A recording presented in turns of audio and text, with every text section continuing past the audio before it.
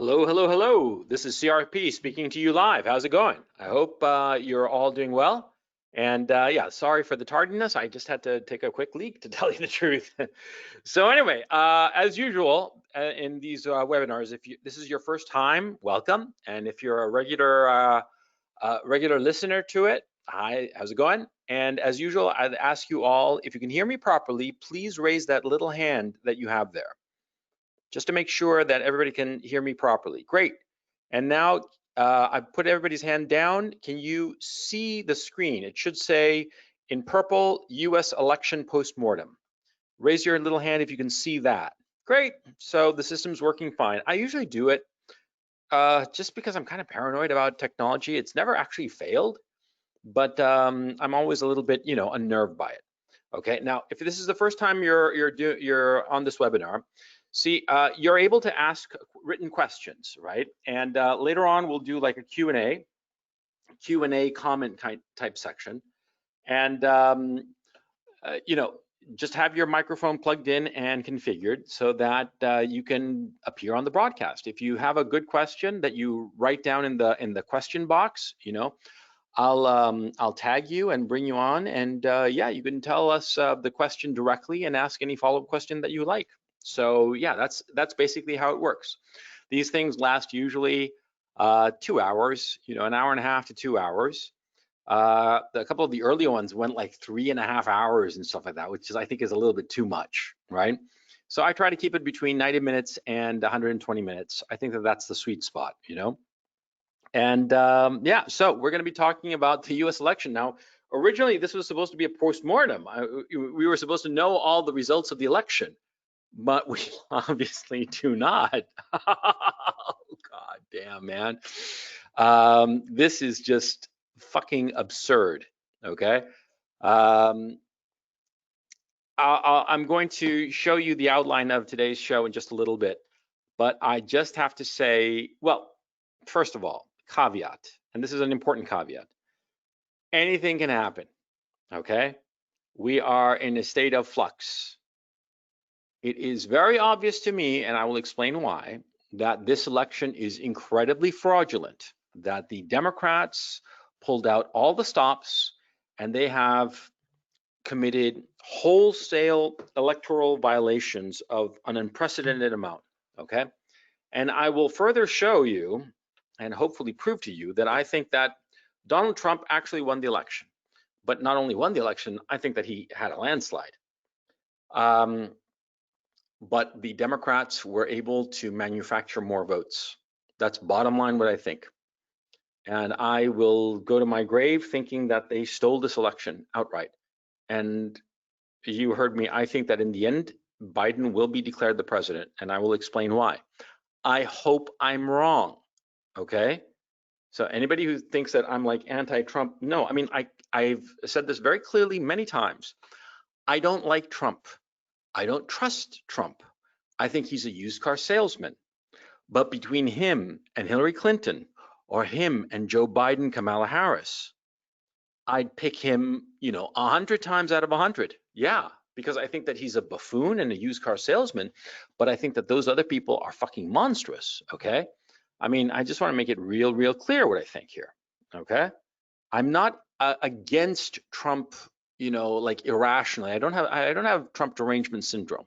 I don't like the son of a bitch. Whenever he talks, he makes me cringe. I find him just, I really just, on a visceral level, just cannot stand the man, okay? Some of you might know that I actually met him back in 1999, okay? I was at a cocktail party in New York City, and there he was with his wife, and I talked to him very briefly, and, nothing particularly interesting, to tell you the truth. His wife was lovely. She was a very lovely woman. I mean, of course, very attractive, but a nice person. Him, I thought he was full of shit. I thought he was full of shit then, and I still think so today. But I think that he tapped into something really profound going on in the United States that the elites certainly don't want to look at, which is the dark underbelly of globalization and how it has hurt the United States and how it has hollowed out the United States. That's what I believe. He tapped into that. And I think he tapped into it because, like all good used car salesmen, he was able to A used car salesman, he'll meet you on the lot and he'll ask you just a few pointed questions, and he'll find out the things that are important to you, and he'll nail those things over and over and over again, okay? In order for you to fall in love with him, okay? That's what Trump did. He didn't really care about the working man. He just cares about being loved. And so he hit on those topics that affect the working man in the United States. And the working man responded. And that's how he got to the presidency in 2016, because the elites embodied by Hillary Clinton, they don't give a shit about the people. They really do not. And people sense that. People sense that condescension and that arrogance, and they don't like it. And so, what happened was kind of inevitable that Trump would win. And here again, the elites have doubled down, but this time, instead of trying to reach out to the people, they decided to cheat, because that's what they're doing. They're cheating. There's no question in my mind. And let's get to it right now. There we go. Now, for those of you who know, those of you the first time here, what I usually do is I have a full outline of the show that I just display for the whole duration of the entire broadcast, okay? Because that way you can sort of like scan around and see what topics I'm going to be discussing, what's the flow of my logic in the different issues. And I think it's really helpful, and it's helpful for me to stay on point, and that way I can like go off on some random tangent and then come back to the main argument. It's also useful for you as an audience member, because that way you can see where I'm going, and you can see parts that, oh, I'm going to tune this part out, but this other part that sounds pretty cool, and I'll pay more attention to that. I think it's useful in that regard. I think it's a lot more useful for you guys to have this than to have my ugly mug, staring back at you. And that's why I don't have a camera when I'm doing the webinars. Okay. So anyway, here we go. The caveat, like I said, things can change. Anything can happen. Things are in flux. The fact that in Pennsylvania, they are sort of like they're supposed to announce any minute now that that the votes have come in, and I'll be monitoring this. Hang on, let me just cue that up real quick. Pennsylvania's with 20 electoral votes that would potentially put Biden in the presidency is supposed to announce shortly. Okay, so far they've got 92% reported, and Trump is up just shy of 2 percentage points. Okay, he's got 3.236 million votes, and Joe Biden has 3.127 votes. That's a difference of 109,000 votes, which is very, very little. It's basically 1.7%. And they're supposed to report, they're waiting for an 8% to report. I suspect that the fact that they have sort of like a blackout and they went to sleep last night and they didn't keep on counting, I think that they're coming up with the votes. Okay, simple as that. But we'll find out soon enough. It could be that while during this broadcast we have confirmed that Joe Biden has quote unquote won the election, but he didn't win it. Okay. First of all, I did this actually wrong, so I'm going to ask you to sort of like skip ahead a little bit. Okay. I want you to look where it says, and later in the outline it says vote totals don't make sense, and I enumerate the votes in 2000, 2004, 2008, 2012, 2016, and 2020. Okay. Now, Barack Obama in 2008 had the most votes any candidate ever won. He got 69.5 million votes, okay? And that was a clean election in 2008. That was 130 million votes cast, okay? Now, the next election, 2012, only 127 million votes were cast, okay? And Barack Obama again won. In 2016, it was 129 million votes that were cast. Was I saying 1,000? I meant a million. Sorry about that. So 129 million votes cast. And now we have so far, 141 million votes cast. Now, of those votes, I can tell you right now, 72.5 million are for Joe Biden. and 68.8 million are for Donald Trump. Those numbers don't make any sense, and let me explain why. Because you see, Donald Trump had incredible excitement among his voters. His numbers, those made sense. They didn't surpass Barack Obama's numbers in 2008. Barack Obama got 69.5 million. Trump is getting 68.8 million. Okay, a difference of 700,000 votes so far, right? So Trump got, it's slightly less than Barack Obama, but it's in keeping with the amount of enthusiasm. Joe Biden didn't have any fucking enthusiasm. No way, okay? It doesn't make sense. The numbers just do not prima facie make sense. It is impossible that this year there was 141 million votes cast. It just doesn't make statistical sense, okay? And there are so many examples of voter fraud, boxes of ballots that suddenly magically appear, and all of them, tens of thousands of them, are all for Biden, huh? And none for Trump. It doesn't make any sense, okay? More to the point. See, Republicans, to go back to the argument as I outlined it, in the 2020 election, the Republicans gained seats in the House. They have won so far 6 seats in the House, possibly more. And they have won one more Senate seat, okay? Now, there's some argument, a lot of people are going to say, oh, but Georgia, because in Georgia, the incumbent senator, who was a Republican, has yet to quite capture 50% of the vote. He's winning. He's got a plurality, but not a majority yet, okay? I mean, the number, it keeps slipping, okay? So it's not quite sure yet if he actually got 50% of the vote or just slightly less than 50% of the vote. If he got slightly less than 50% of the vote, there has to be a runoff election in January. But you see, the 3 candidates, there was a Republican, a Democrat, and a Libertarian. The Libertarian got 1.9% of the votes in Georgia. Come January, those Libertarian voters, they're going to vote for the Republican, no question. So the issue of the Georgia senator, if anybody brings it up, tell them to fuck off, okay? For the reasons I just explained. The Republican, he might not actually win now, but in January he will, okay? So the Republicans have net gained 1 seat in the Senate, okay? They've also gained in the state houses, governorships, state representatives. They gained across the board. The fact is, it was a red wave, okay? It was a red wave. But it seems impossible to believe, at least to me, and I'm a fairly fair-minded person, and remember, I don't like Trump, okay?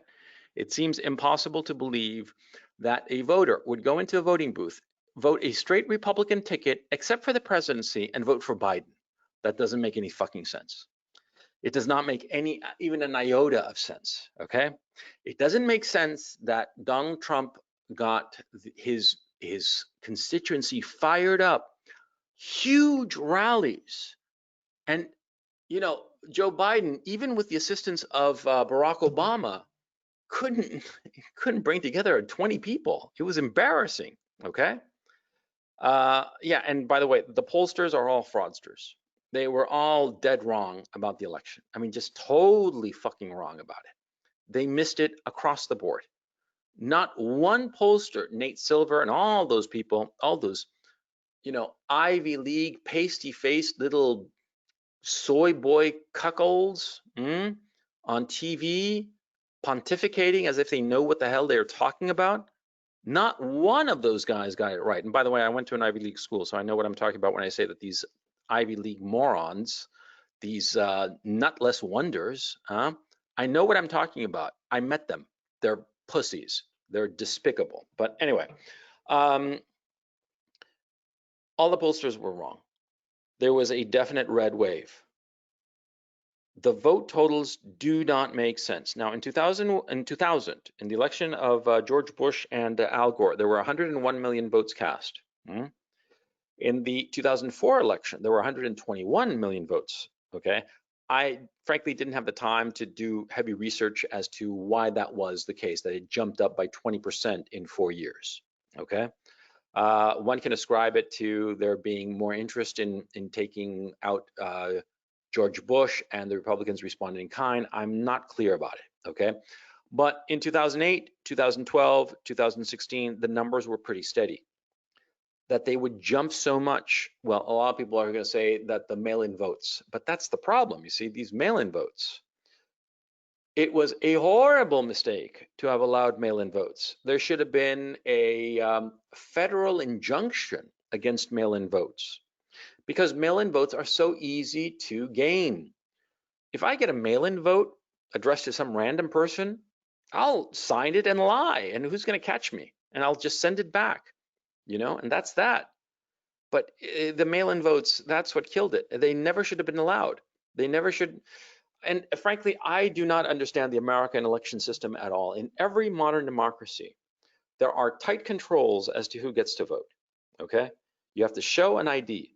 And most people in the United States have an ID. They have a driver's license, they have a passport, they have something. Because you cannot exist in the United States without some form of ID. You can't get a bottle of liquor in the United States.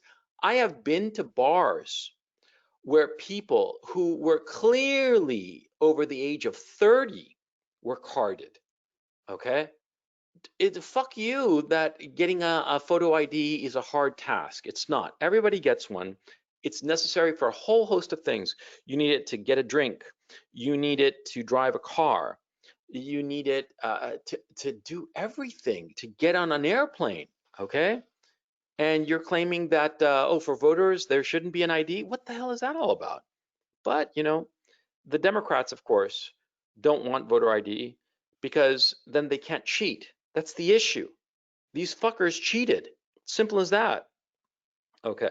Now, I'm sorry for the rant. I mean, it just really bothers me. This whole election so fucking bothers me, man, because it's just such blatant lying. Okay, a blatant cheating.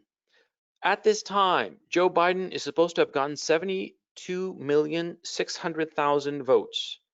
That is over 3 million votes more than Barack Obama. Fuck you. Fuck you. That doesn't make any fucking sense. It's not possible.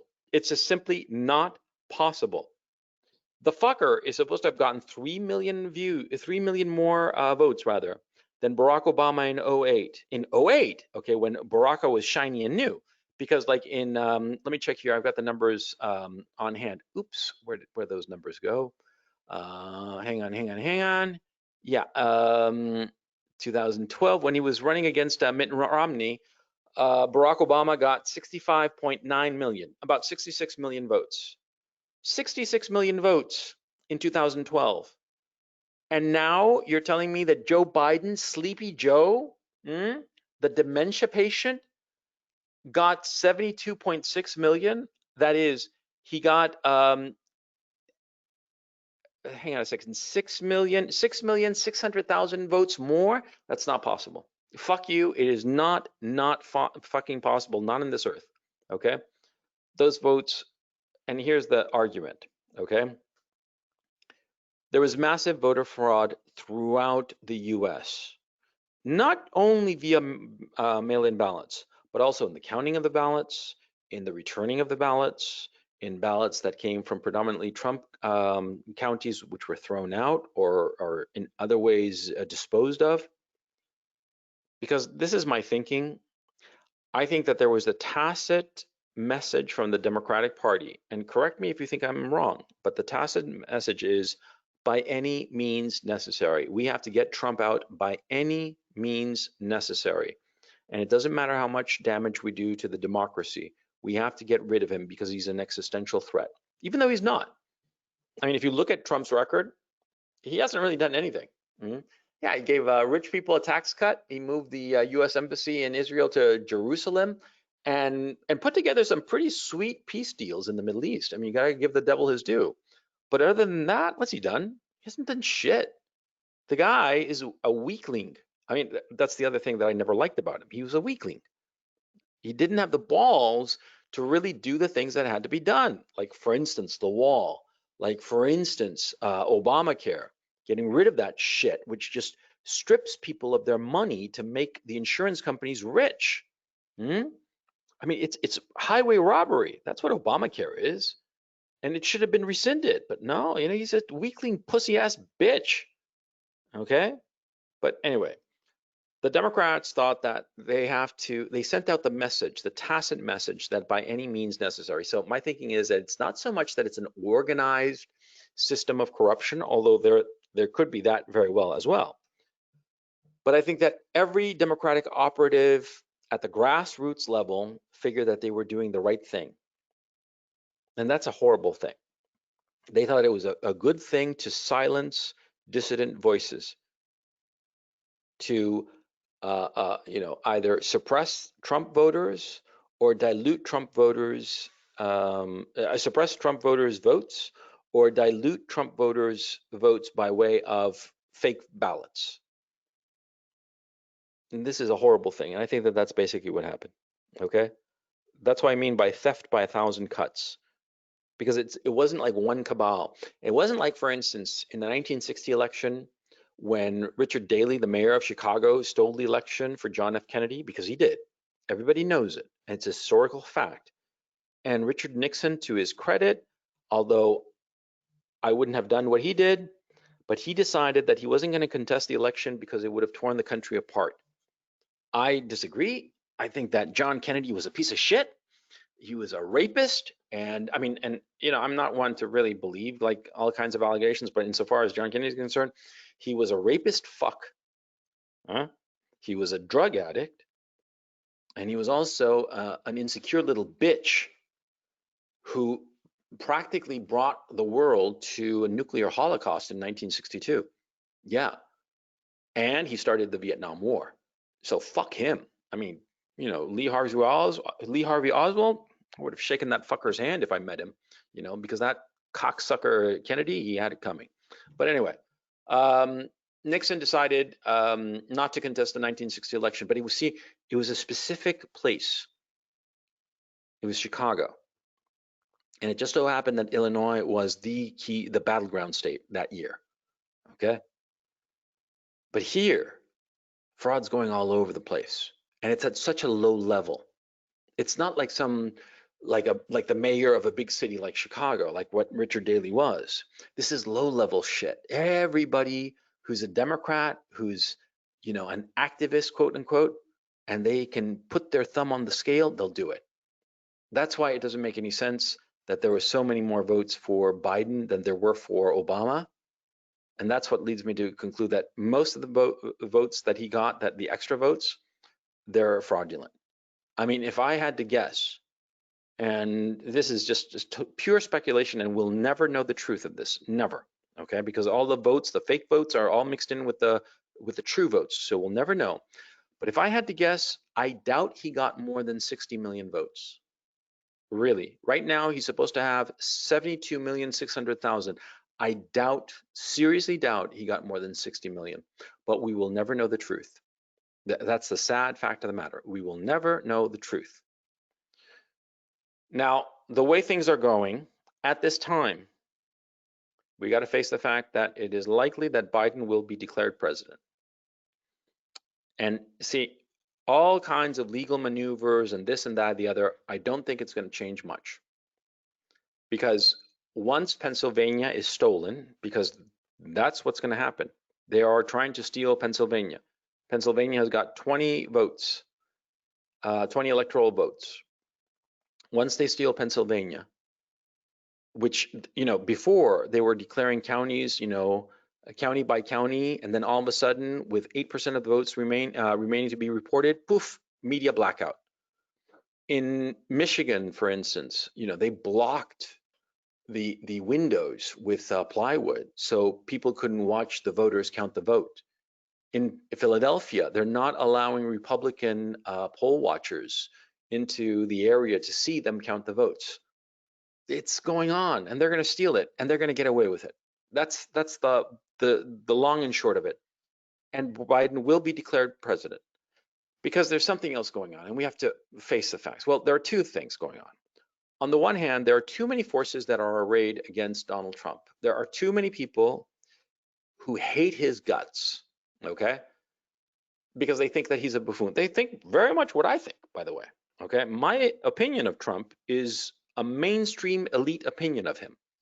I don't hate the guy, and I'm not suffering from Trump derangement syndrome. I just find him just ick, right? The elites, they all find him ick. The media, yeah. And academia, of course. There are too many groups, especially the elites, that are arrayed against him and want him gone no matter what damage is done, number one, okay? And on the other hand, there are too many forces that think that they can use Biden to their advantage. And I'm talking specifically about the national security bureaucracy and the woke progressives. The national security bureaucracy has been really just pissed at Donald Trump for two reasons. Number one, they really did spy on his campaign. They really did try to fuck him over in 16. And the Durham investigation, which is just slow going and probably will never see any indictments, unfortunately. Well, it was bringing out all that shit, all that nasty ass shit. Okay. And the national security bureaucracy, well, they hate Trump on the one hand, and on the other hand, they think that they can use Biden to their advantage to start more wars. More wars, more control. They want that. They love that shit. The woke progressives, they also think that they can use Biden to push through a harder left agenda, the Green New Deal, all that shit, right? And so these people, they are basically doing everything in their power to simultaneously thwart Trump and get Biden elected, because some of them want Trump out of the picture and they prefer anybody. I mean, they would literally prefer Hitler over Trump, right? Well, Trump is Hitler, don't you know? They'd literally prefer Hitler over Trump, some people. And other people are like, they want Biden no matter what because he'll do whatever they want. He'll play ball. He'll play ball with the woke progressives and he'll play ball with the national security bureaucracy. And it's not even Biden, it's the people around him, specifically Kamala Harris. Now, I've been watching Kamala Harris for 5 years now. I first started noticing her in 2015. I'm not kidding. And I have like proof of that, okay? I think that Kamala Harris is the most dangerous politician ever. I'm not kidding. I know how outrageous that sounds. I know that that sounds crazy. She is the most dangerous politician ever. I think that she is going to be the American Stalin. I'm not kidding. I know how absurd that sounds. I am perfectly aware.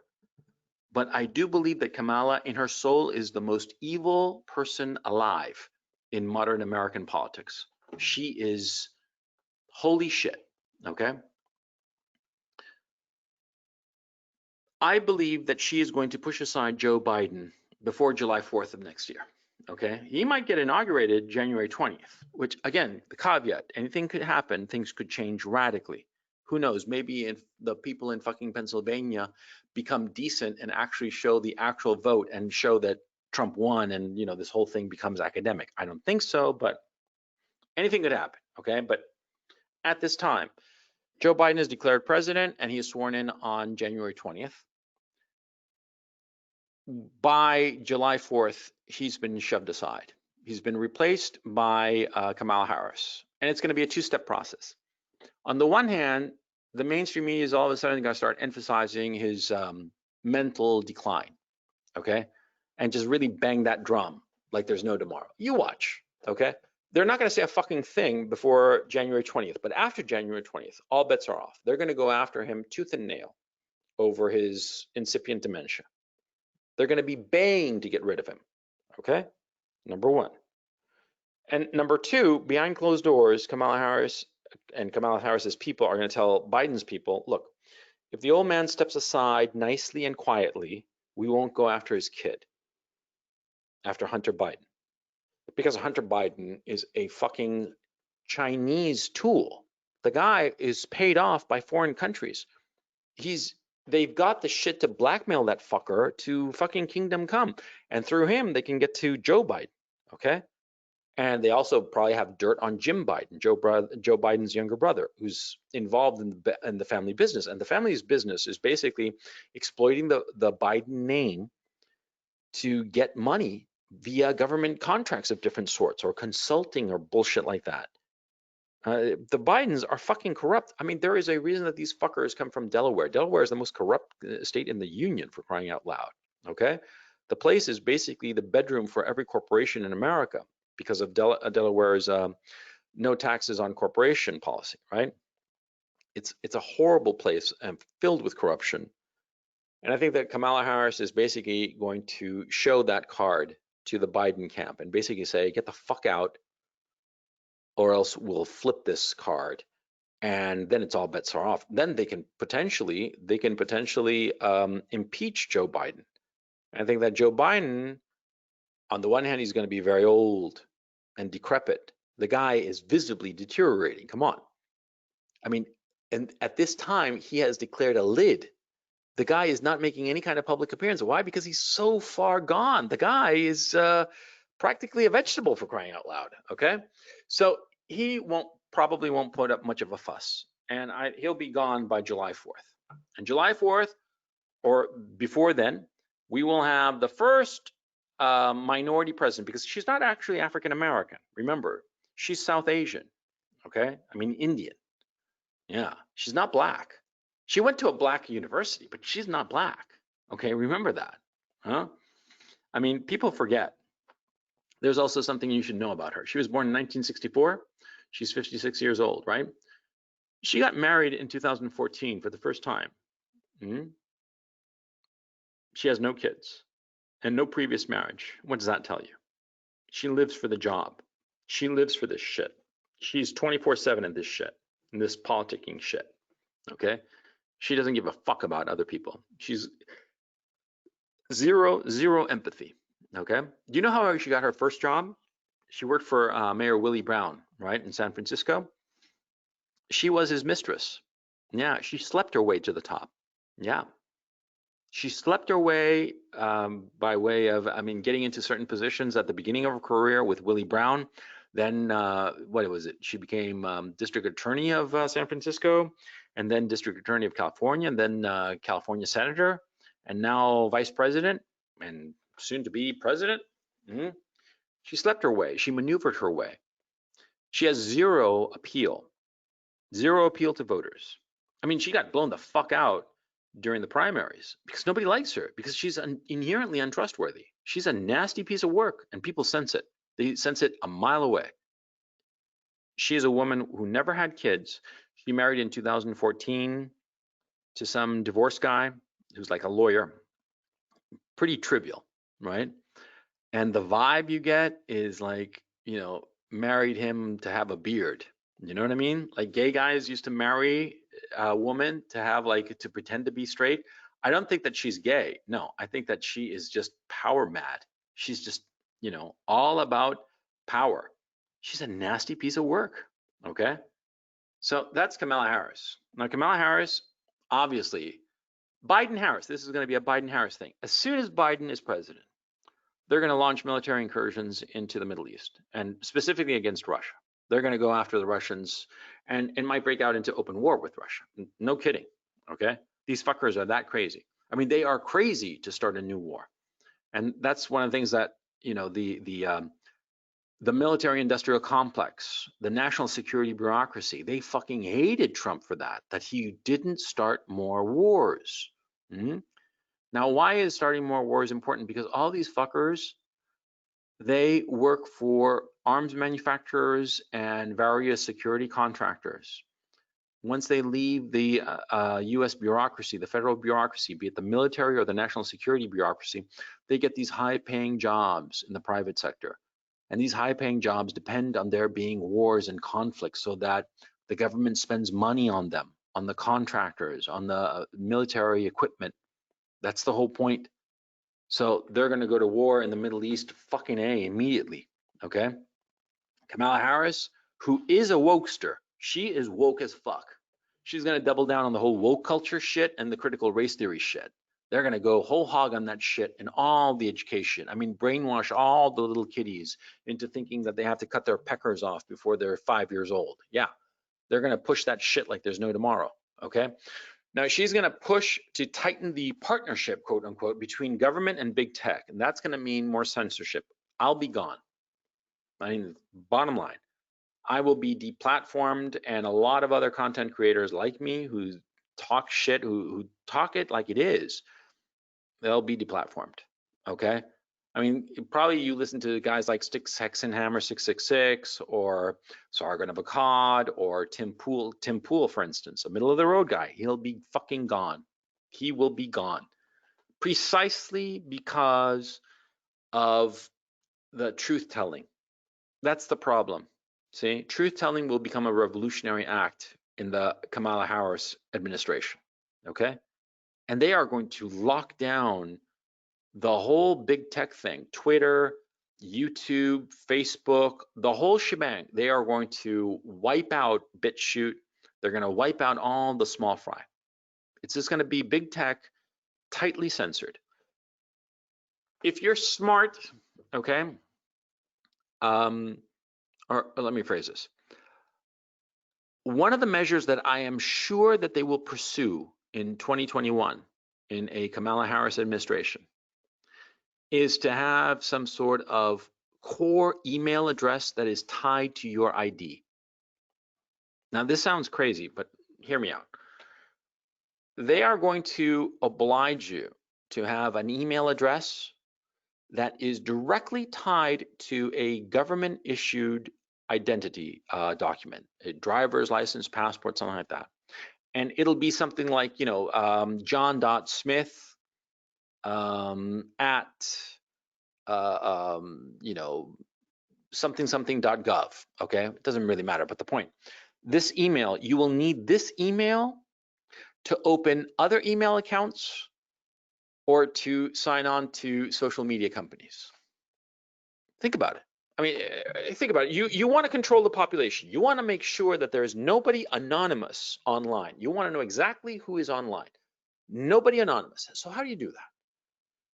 Well, you make it a requirement that the big tech companies, if somebody has like a Twitter account, a YouTube account, or whatever, that they have to get a at the core of it a government issued or government sanctioned email address. Because think of it, you open a Twitter account, right? What do they ask you? They ask you for your for an email address, and they confirm that email. You say, your email address is, john.smith123@gmail.com, and you set up your account on Twitter with that, right? And what does it say? It says, oh, we're going to send you a confirmation email. They send you a confirmation email, done, right? Similarly with Facebook and whatnot. Sometimes they ask you for your telephone address, your telephone number rather. And so what do? You give them the number and they send you a code and you input that code and you're verified, right? Now imagine if the email that you are required to use is a government issued email address. It would actually be very simple. Like Twitter can say this, today, they can say, look, within the next 6 months, everybody's account has to be with the, at certified.gov email account. Okay, let's call it that, certified.gov. That's the URL, right? And John Smith, who has this account, using a Gmail account or whatever the fuck, no, he can't use Gmail. To maintain your Twitter account, you have to have the certified.gov email. And how do you get the certified.gov email account, right? The John Smith 123@certified.gov. How do you get it? You need to hop onto the government website and show them, by way of a picture, for instance, your driver's license or your passport, and then they issue it to you. But after they confirm your telephone number as well, they call you up and they give you they send an SMS and they give you a confirmation code or something like that, right? And that way the government will have your actual name with a government issued document proving that it's you and your actual phone number. And that's how you get the john.smith123@certified.gov email. And only with that email can you get Twitter. And they'll give you a grace period, okay? They'll give you a grace period of 6 months or something like that. And it'll sound really logical, and they'll sell it really, really well. But what'll happen? Well, you won't be able to ever post anonymously ever again. You won't be able to be some random guy. They will know who you are. Now, when people know who you are, you're a lot more careful. You don't make waves. You shut the fuck up. That's the point. That's what they are going to do in a Kamala Harris, in a Biden-Harris administration, which, like I said, before July 4th, 2021, it'll be a Harris administration. They are going to do that, okay? They are going to censor the ever-living fuck out of you. And there'll be resistance, of course. And it'll be sporadic. It'll be here and there. It won't be organized. Because Republicans, right-wingers, we are a decentralized people. That's what we want. We believe in decentralization. I'm not talking about right-wingers historically. I'm talking about right-wingers in the US. Right-wingers are essentially libertarian. They want to be left the fuck alone, okay? Especially the people, the numbers, okay? They want to be left the fuck alone. So they're not really good at coordinating. The Democrats, fucking socialist communist fucks, they're great at that, okay? So it'll be easy to squash any kind of resistance from the right. And if there's any problem, they just extend the COVID lockdowns and just say, oh, between the COVID, it's coming real bad. And also these fucking right-wing, white supremacists, blah, blah, blah, bad people, we have to, control them and stop them and, make them comply. And compliance is going to be a big thing. And that's how they're going to get people to register their firearms. Yeah. Register, because they're not going to try to push to eliminate them. It'll be like registration of your firearms, like a centralized national kind of thing. Look, dude, I know that you think that I'm full of shit. You're listening to me and you're thinking, oh no, man, that's too fucking extreme. All that shit that, CRP is talking about, that's so much bullshit. Kamala Harris is just going to be another politician. No. Okay. You read enough history, you follow enough people who became dictators, and you see the signs, and it's like you can feel it. She's it. Joe Biden is just a corrupt politician. He's nobody. And on top of that, he's fucking senile. Kamala Harris, you got to watch that bitch, man. Because what the fuck you think she's been doing all this time during this campaign? You haven't seen her, have you? During the whole fucking campaign. Did you see her? No, you did not. I will bet, any number that you care to name, that she was in touch with all kinds of people to manufacture ballots. I don't think that she was like the head honcho of that whole operation, but she played a significant role. No question. No question in my mind. And I will bet you that some people recorded that.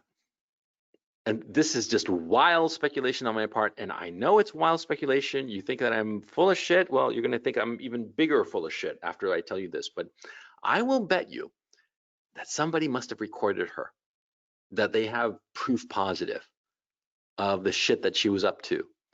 Because a woman as determined, as single-minded, as focused as Kamala Harris, she wouldn't have just sat there in Biden's basement while he drooled on the days that he had a lid and not done anything. No. That woman was busy as a bee the whole time.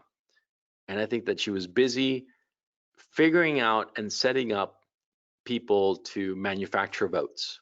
That's how it went down. And I will bet you that recordings will surface, and they'll be snuffed out, and they'll wind up in the very fringes of the internet. But you'll see, it'll come out, because shit like that, there's always somebody who does that kind of thing. Okay, of recording a conversation. A lot of times they record the conversation because they think it's going to be like a good thing later on. You'd be surprised. Okay, and somebody must have recorded it. I bet you several recordings will pop up, but that's idle speculation. It'll be fucking funny when it happens. Okay, but Kamala Harris is going to use lockdowns, okay, to keep people in line. COVID lockdowns are going to be the way to basically keep people under house arrest. And you're going to know something really weird. They're going to start doing like COVID lockdowns in specific areas. And those are going to be the areas where there is more resistance. Okay. You notice it'll be like by sector. They'll say that they're trying to do it more efficiently. They're trying to do a more efficient form of lockdown. And it'll be by sectors, by states, by cities, by counties. And the beauty of it is that, see, COVID, everybody's scared of it. Okay. And so they say, oh, we have to lock it all down, and they do it. No questions asked. I think that the elites are incredibly surprised how easy it was to lock down the whole country. Okay. Because I think that originally they thought, yeah, we got to lock everything down because this shit, could kill us all. I mean, like Ebola on steroids or some shit like that, right? That's what I thought. You guys heard me. I thought that this shit was deadly as can be. But experience has shown that no, it's not that bad. It's just slightly worse than the flu. It's bad, sure, especially for older people, and anybody who's got anything serious, diabetes, heart problems, or whatever the fuck, they're goners with this shit, right? I mean, if you're 65 and you got diabetes and you get this shit, you ain't gonna make it, and that's a tragedy. But if you're like 20, shit, you can catch this thing on a Monday, and by Thursday you're good to go. It's nothing. It's just a common cold for the young people. Thank goodness, by the way, because the Spanish flu of 1918, it tended to kill the young, especially those in the flower of their youth. People between 18 and 30, which is a true tragedy. Just horrible. But anyway, we're lucky in that regard insofar as COVID. But for a totalitarian like Kamala Harris, it's the perfect way to repress people and to do it like specifically target certain geographic areas. You got resistance in, say, Cook County. You say, oh my goodness, the Cook County COVID numbers are rising, so we got to lock it down. See? And that way you can snuff out any kind of resistance geographically without having to declare national emergency or martial law or call out the National Guard or any shit like that. You just say it's a COVID emergency and you snuff out geographically any opposition. That's what's going to happen, man. And I know, I mean, I'm like saying there are many things that I'm assuming here. I'm assuming that number one, Biden wins. Number two, Biden is shoved aside. But let me ask you reasonably. Do you think that the elites will really allow Trump to remain in office after all the shit that's gone down, that you've seen gone down? How they've repressed the news of Hunter Biden and that whole corruption and all that crap? I mean, you saw how they repressed that. They blocked out one of the oldest newspapers in the country from their Twitter account, man. And they totally wiped out all of that news. They just totally suppressed it. They totally suppressed the fact that that what you call it, the Mueller investigation, the whole Russia Gate thing, it was a complete scam. It came out that it was a scam. And what did they do? They just swept it under the rug. People don't even realize it now. People have forgotten it, They are masters at just sweeping bad things under the rug and just highlighting things that are just so dubious and just pathetic and unreal, right? The elites are corrupt pieces of shit, and they hate Trump. No way are they going to allow him to have a second term. I mean, we're seeing it live as it's happening, okay? So that's my first assumption. You think that I'm wrong? Well, it remains to be proven, okay? Number one. My second assumption, and the second assumption is easy, that Biden is shoved aside by Kamala Harris. That's fucking easy. I mean, the man is 77 years old and he is suffering from dementia. That's fucking obvious. In September, October, he put a lid on over half of his days. He was just stuck in his basement. Okay, what does that tell you? He is not fit to be president. And when Pelosi said that she wanted to set up a committee that would be a House Senate commission that would judge whether a president was fit to sit in office, And she said it's not about Trump, because it's not. It was about Biden. It was about how to get rid of him in an efficient, quick manner once he's elected. No, he's not elected. Once he's installed with the fake votes. Yeah, that's what's going on. Okay. So anyway, the final issue that I didn't want to put in the thing is the issue of resistance. Okay. In any situation, there are two things you can do. In any negative situation, you can either stand and fight, or you can run away. That's basically it. Fight or flight. It's one or the other. Or, of course, acquiesce. That is, bend the knee. Learn to live with the nightmare that you see. Now, you got to keep in mind, I'm living in Amsterdam. You listen to my voice, you listen to my cultural touchstones and whatnot. I'm American, okay? I grew up in the United States. I went to university in the United States. I started my career in the United States.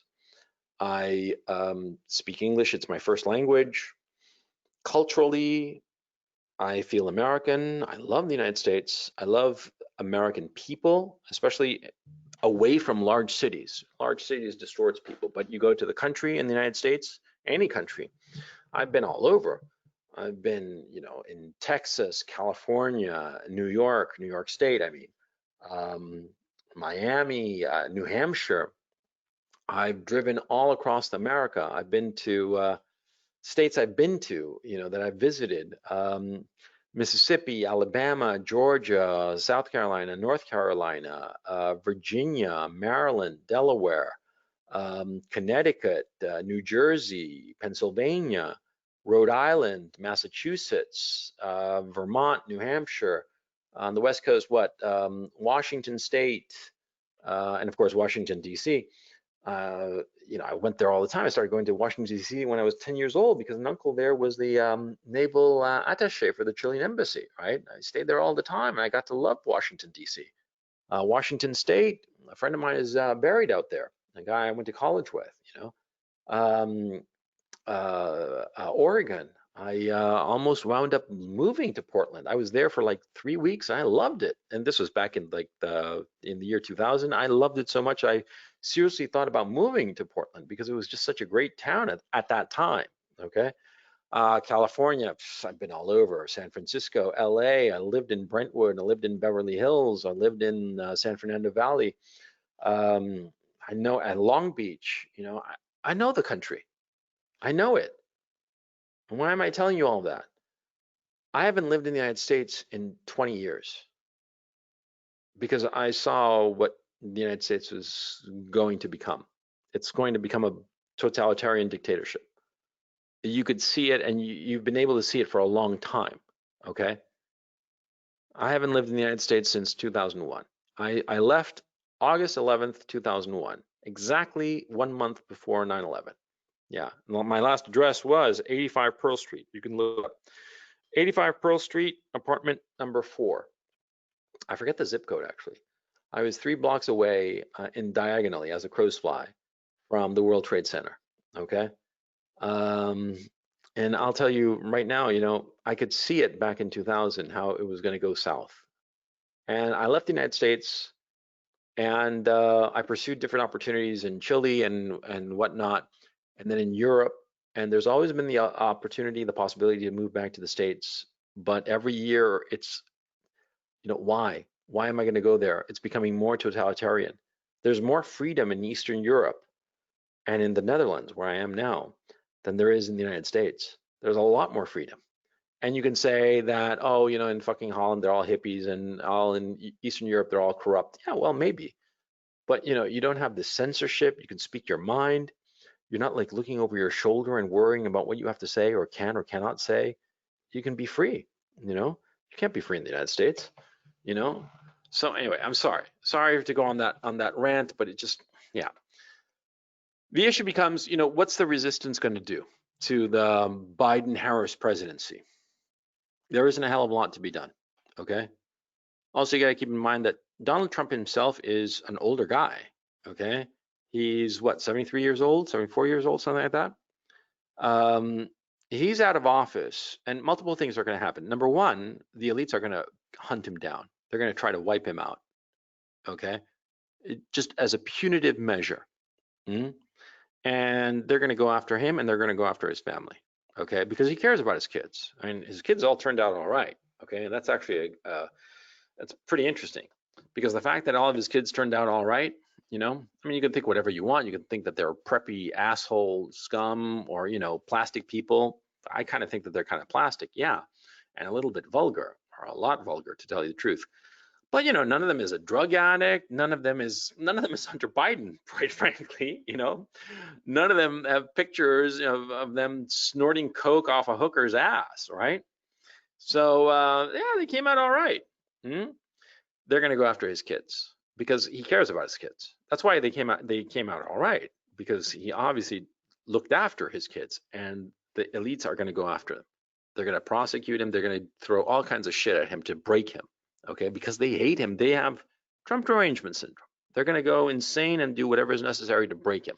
So he's not going to be able to lead any kind of resistance. Simple as that. Okay, he's going to have his hands full trying to protect his own family from the wrath of the elites and the entrenched bureaucracy that hate him so.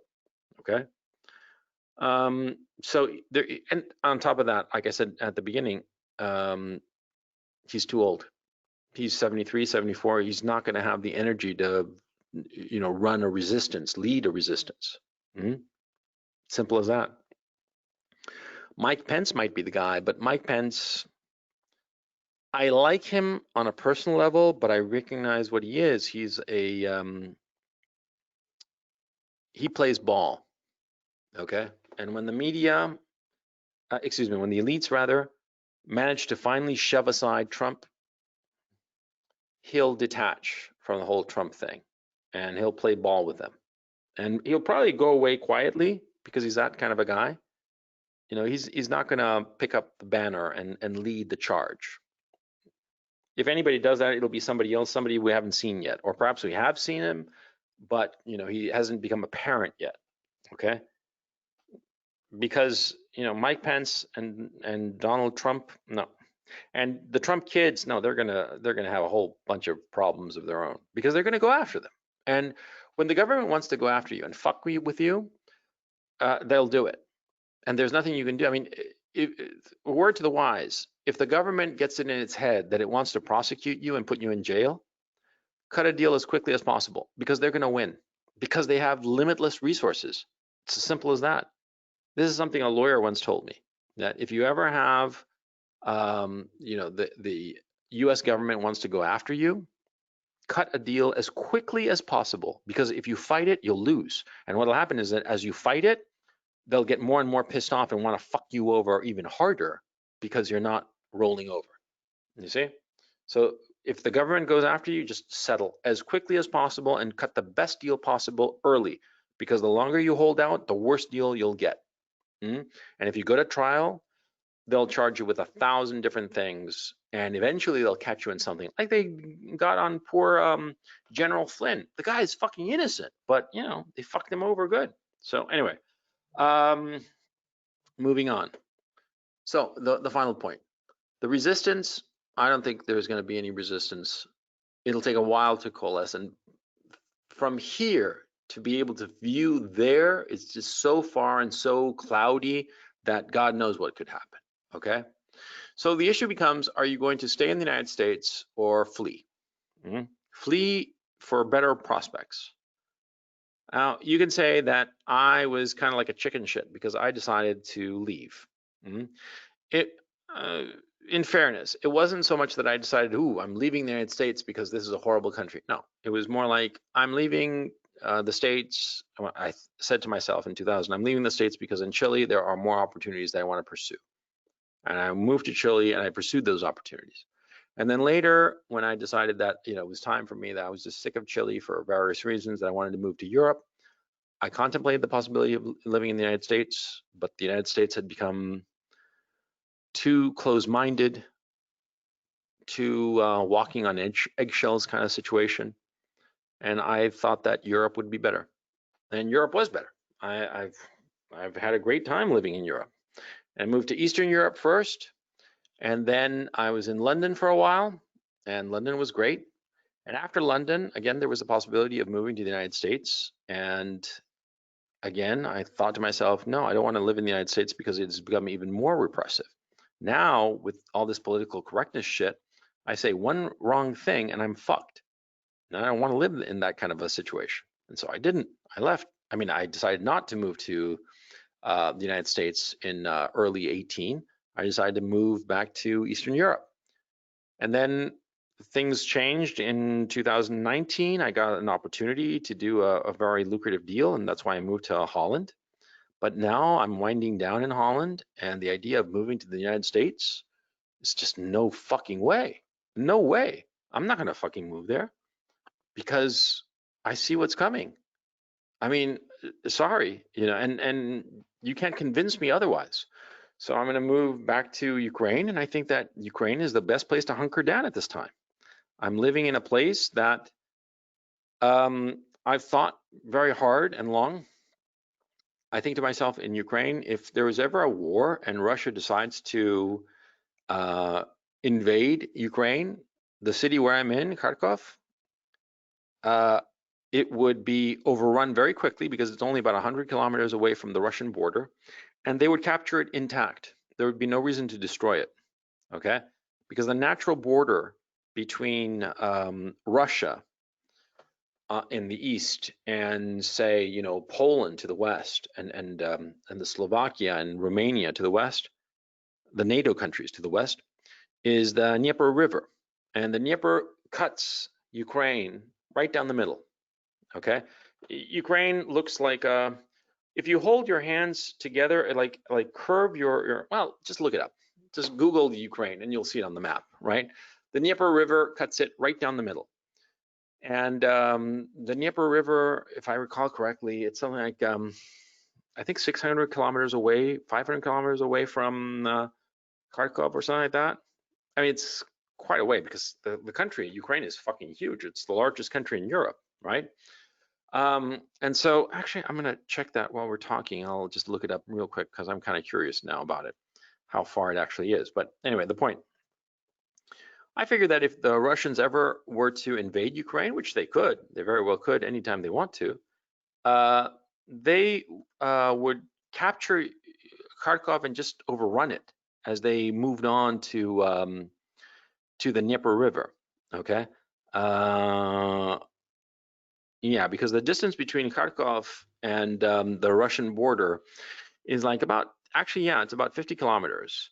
And the distance between Kharkov and the Dnieper River, well, as the crows fly, it's about 300 kilometers. And by road, it's about, 500 kilometers, okay? Well, no, 400 kilometers. And that's the natural dividing line of Ukraine. Okay, so I think that Poltava, if you're looking at a map, Poltava is where there'd be more fighting than Kharkov. Kharkov would be probably the forward headquarters of the Russian army, so they'd capture the city intact and it would keep on functioning. If you've ever most people have this idea that when there's a war, a city is totally destroyed. And that's not how it happens. A lot of times a city is captured and it continues functioning perfectly fine while the conquerors there set up their headquarters and keep on fighting further away from the city against the enemy forces, right? It's it's that kind of like total annihilation of a city, it's sort of like the movies, okay? It's not quite reality, but that's not important. Let's go back to this whole issue. I moved there because I think that it's a fairly safe place to hunker down. Because I have small children and I don't want them to be living in a country where they are taught that my children are 5 and 7 years old, they are taught that they can be, a different sex. If they feel like a boy, if they are born a girl but feel like a boy, then they can just take a surgery and become a girl, or a boy or whatever the fuck, It's insane. I don't want them educated in a country that hates itself, because the education that is taught in the United States is an education whereby students are taught to hate America and not trust it. I don't want to live there. I don't want to live in that kind of country. I don't want my kids growing up there. And this is what I see happening. Now, a lot of people are wondering if there is going to be a civil war. I, honest to God, I don't see it happening. I used to think that there would be a civil war. I mean, my thinking has evolved quite a bit on this issue. 3 years ago, I would have laughed at the notion of a civil war. Then 2 years ago, I started thinking, oh, maybe, and the whole Kavanaugh situation, I was thinking, man, this is fucked up. And over the last year, fuck yeah, definitely civil war. But now, I'm not so sure. I'm not so sure. I'm wondering if, the people on the right would just acquiesce, that just say, oh, well, okay, you win. I mean, I'm sorry to say that, but that's my feeling, that they'll just say, okay, they'll just lie down, So I don't know. I don't know what's going to happen. But anyway, that's the end of my presentation. I've rattled on for a couple of an hour so far.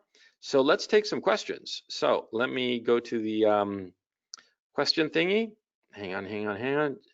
I'm, as people who have been on these broadcasts know, I'm my own producer. Okay, so sometimes it takes me a while to get shit and figure it out and stuff. It's a little bit slow process, this part of the questioning. Okay, so I'm going to go to the final questions first and sort of work my way back.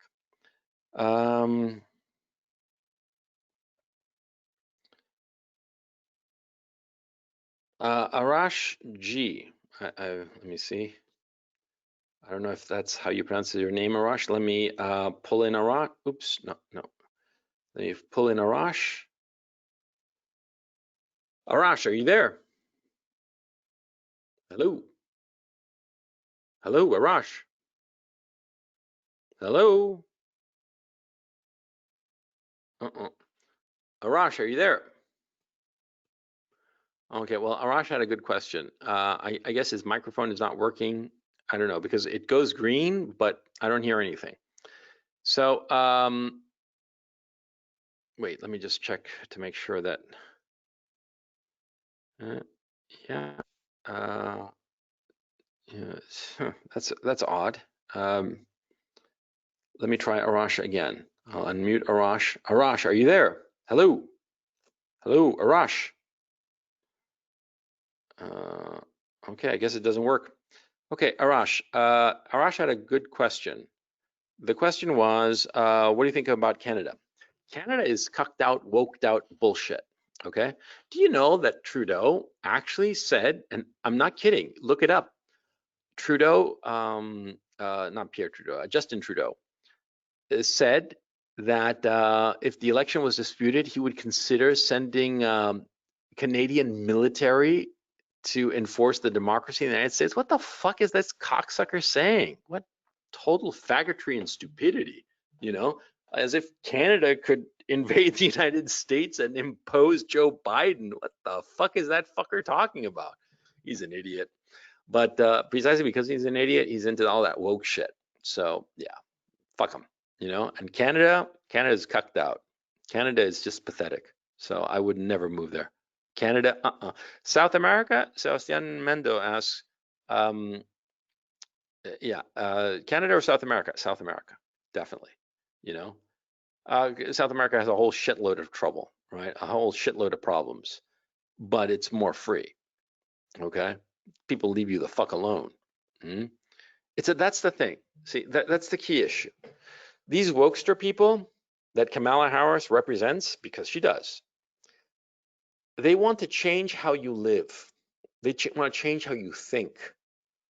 Okay, and they are going to use force to do it. Eventually, they will. They will use force to change the way you think. You got to understand that, because see, you see the woke as just these weird college kids. Do you know how I see them? As communists. And I know about communists because the communists tried to take over Chile and they were fucking horrible. Okay. And what I'll probably do is, like, in a later webinar, probably like perhaps next Sunday or the one after that, I'll talk in detail about communism in Chile during the 1970 to 1973 regime of Salvador Allende. It was horrible. It was fucking horrible. And I'll give you a specific example so that you know how bad it was, okay? See, uh, when food supplies ran low because they fucked up the economy so righteously, when food supplies were low, they created these rationing boards, okay? These were the local committees that were formed in each neighborhood, and they were called the Juntas de Abastecimiento y Precios, JAP, and they were called CAP, because in Spanish that's how you pronounce the J, as not J, but as J. The CAP were the Juntas de Abastecimiento y Precios, literally committees of supply and pricing. And you get a little ration book, right?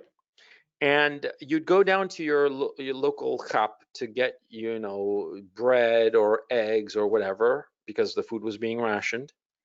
And see, if you were of the wrong political party, they wouldn't give you food.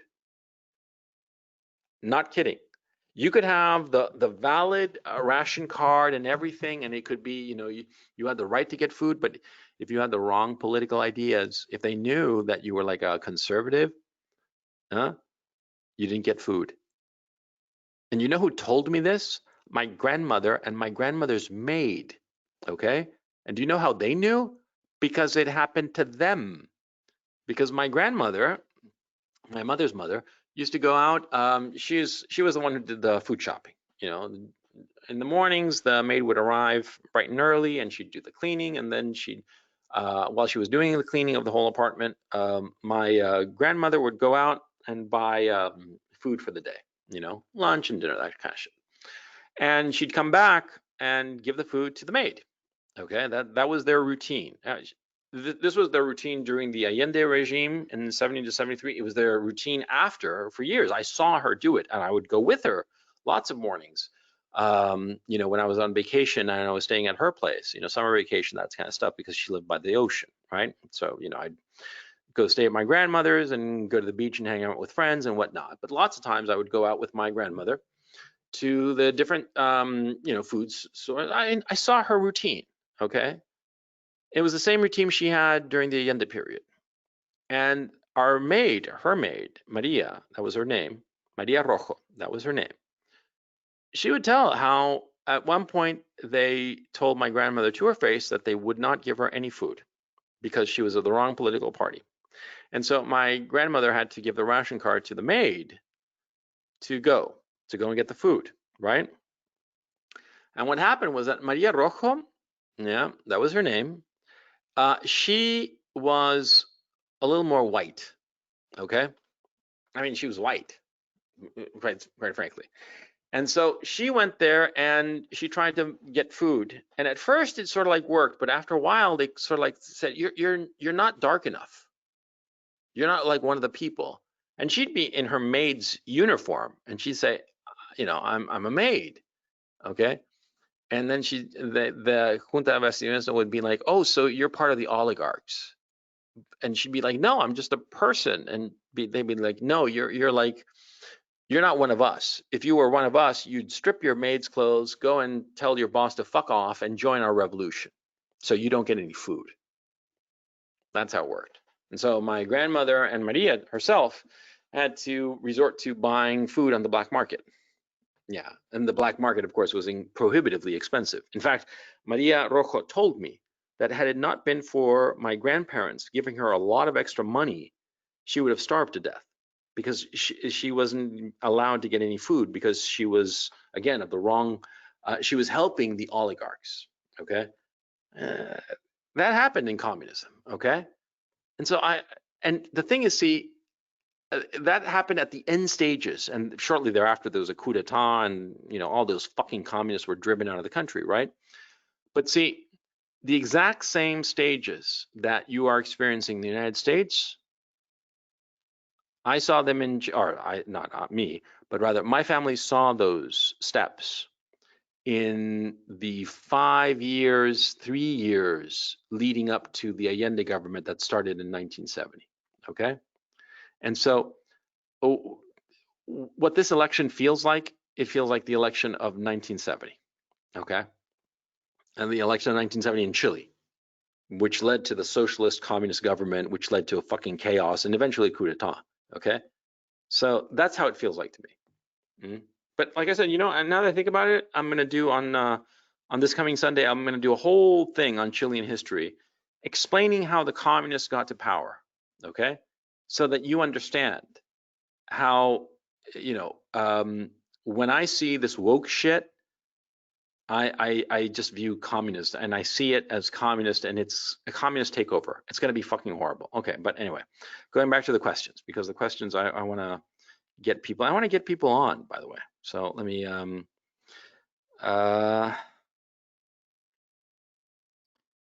Ricardo Herrera. Let me go to Ricardo. Well, I should say Ricardo Herrera. But let me see. Let's see if the microphone works now. Ricardo, you there? Hello. Hello, Ricardo. Yes, Hello, hello. you there? Hey, how's it going? It's going all right. Awesome to be talking to you. Great to be So talking yeah, to you too. Thanks very much for joining this webinar. oh, it's my pleasure. I learned a lot on this past hour. So I am more afraid of what's going to happen economically, fiscally. I was wondering if you had any opinion for example, I saw that Biden's going to get rid of the 1031 exchange. That's going to affect investors who invest in real estate. I was wondering if you had any thoughts on any economic consequences of this, of And they're what's going going to to, happen. yeah, they're going to start trying to bribe the people with a lot of very expensive programs, and they're going to just print money, and that'll break the dollar, which That's what I happens in, was. yeah, that happens in every fucking communist regime ever. It always happens, the same fucking thing. It happened in Chile, it happened in Nicaragua, it happened in Venezuela. They start trying to buy people's votes by way of public spending, and there's not enough money, and eventually they break the currency. Yeah, yeah, that's what I think is going to happen. Do Okay. you agree or disagree? Yeah, yeah. I mean, I think most people said whether Trump or Biden won, the dollar's going to collapse anyway. Which is what I was afraid of because most people like me, I'm from Colombia. I've been in the U.S. for about 10 years. My plan was to buy real estate and then go live in Colombia and live off of my U.S. dollars, since they go Hmm. further than they do here. But for example, Biden getting rid of the 1031 exchange is going to be a disincentive for anybody to invest in real estate here. So it just, Well, it just the real estate play, that's over. It's been over for a while. Okay. The whole COVID-19 thing really drove home the issue that people can work from home. And so a lot of companies, they're not going to go back to those big offices that they used to have. Commercial real estate is kaput. Okay. Um, and this is just a quick side note because see, um, the technology existed for people to work remotely, but there was no real incentive to do so. But with the COVID-19 lockdown starting in mid-March, so many companies started to see two things happening. Number one, they didn't have to pay these big offices. They could essentially outsource their office space to the home of the worker, number one. And number two, the productivity of the worker was pretty good uh, because the worker wasn't wasting all that time on the commute. Okay, less wear and tear. They can work in their pajamas with a nice cup of coffee at home, and they were more productive. And so the companies realized, having a big office is not worth it. And so a lot of there is a lot of empty office space. I work at an office sharing place here in Amsterdam, and it used to be full, and now it's not. It's about halfway full.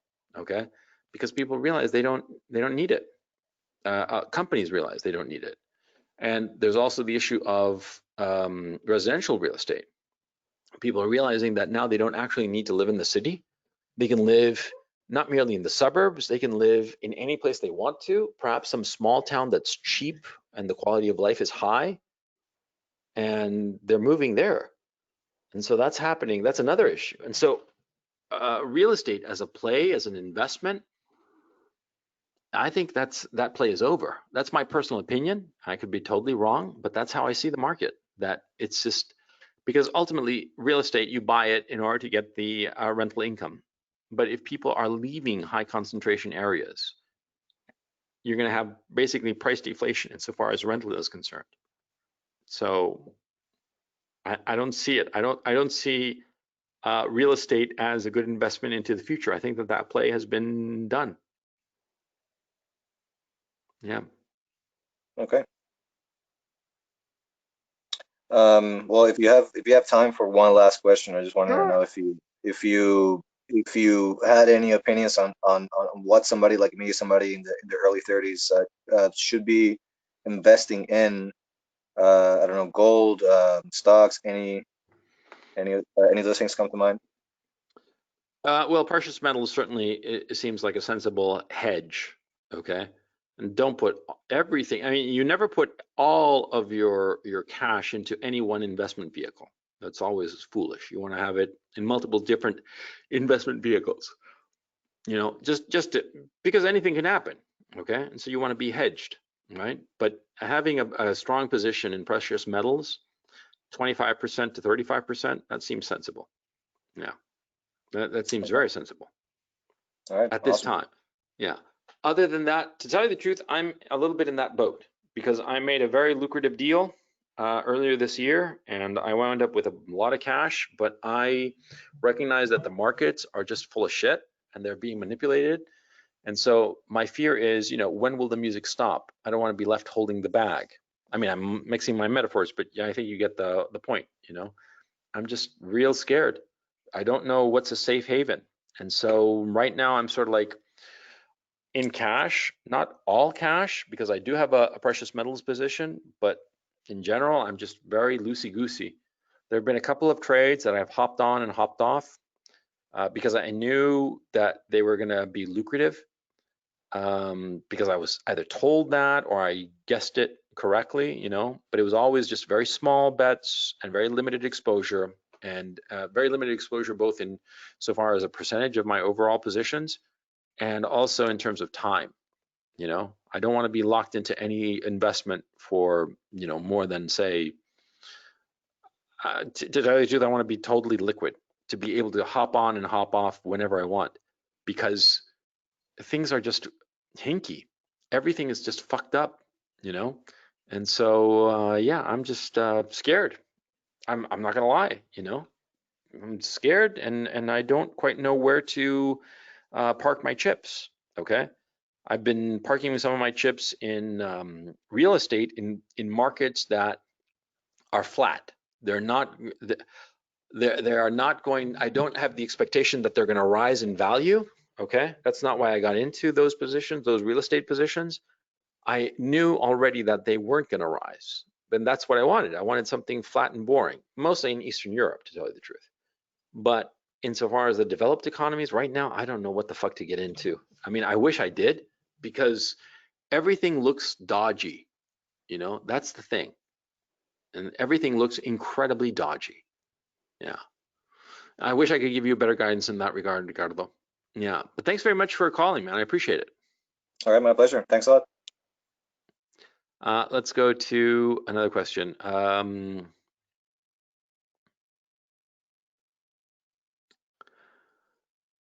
Elio Cordova. Let me get to Elio.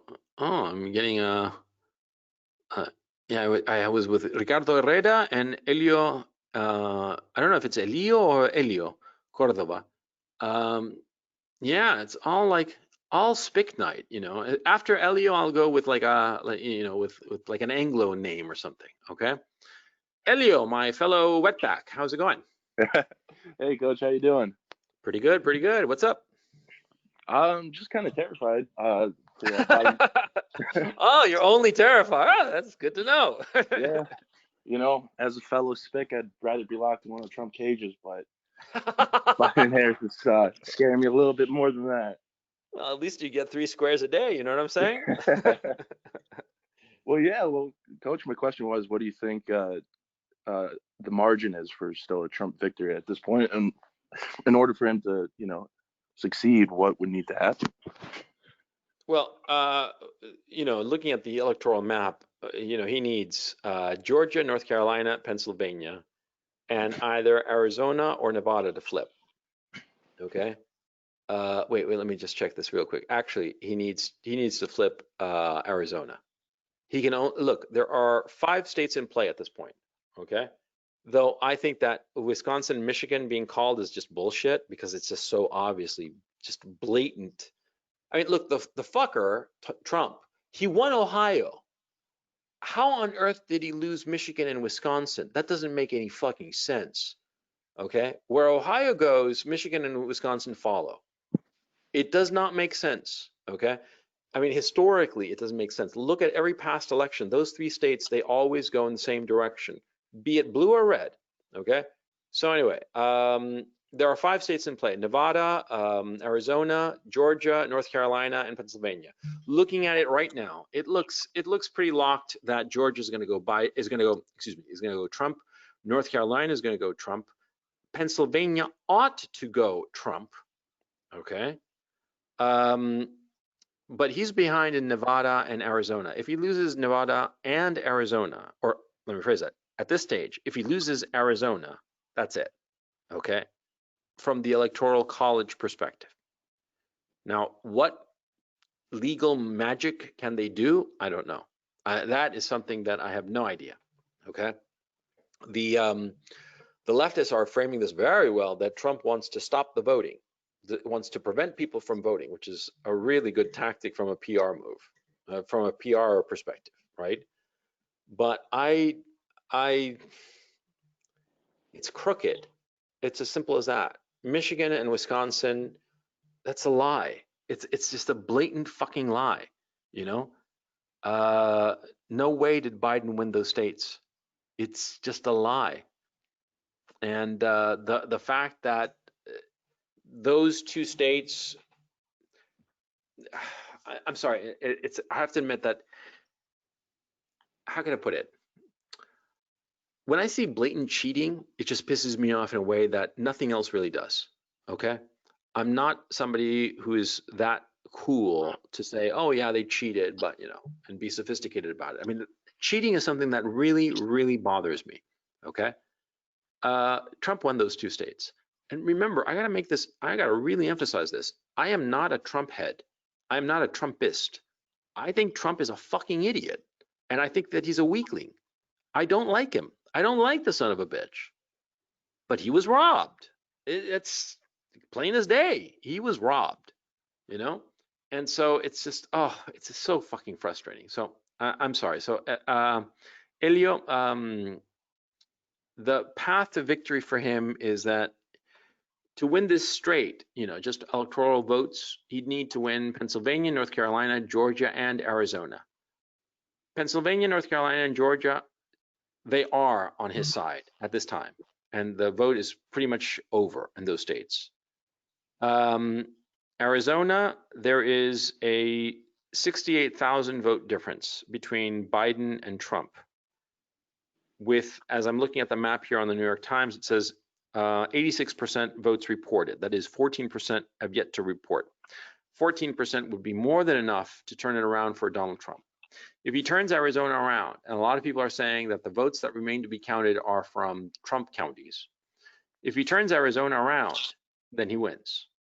Okay. The question is, will they cheat there too? And my guess right now is that they will. Do you think that there's going to be any repercussions for like the blatant voter fraud in Michigan and Wisconsin? Because No. In my opinion, I don't think so. And No. quite frankly, I'm really disappointed at the lack of a backbone that the right seems to have right nowadays. I think that they're too focused on pointing out the hypocrisies of the left, thinking that that means, proving like their logic is more sound means that they win. Meanwhile, you have people like Antifa ignoring all of that and just hitting you in the face with a bike lock. These people don't reason. Yeah. Well, I also think that a lot of Republicans are going to be secretly relieved to get rid of Trump. One's against like the free market, or Well, there are different kinds because, like, for instance, there are the free marketeers who are just. Oh, can you do me a favor? Can you get your headphones a little bit away from your microphone or something because I get like really bad feedback. Oh, sorry. You That's can go fine. ahead and mute me. I'm on the phone, so. Oh, okay. So I'll mute you for just a moment. No, so what's going on is that there are different factors. I mean, you got the never Trumpers who hate his guts just by definition. Which, like I said, temperamentally, I'd be a never Trumper, but I I would never be a never Trumper because I think that most of the never Trumpers are warmongers on the one hand, okay? And on the other hand, I dislike the son of a bitch, Trump, but I don't have I can call balls and strikes, if you will. When he does things that I think are good, I can say so. When he does things that I think are stupid or weak, I say so. I don't have a problem with that. Whereas the never Trumpers, just everything Trump does, they hate. Okay, so there's a substantial number of never Trumpers, and so I think a lot of them are going to be just like pretending to be Trump, but pretending to be for Trump rather. But they're just going to be wringing their hands and, oh, this is awful. Bad Democrats stole the election. Oh, well, here comes President Biden. Like that. You see what I'm saying? I mean, it's really fucking despicable, but I think that that's what they're going to do.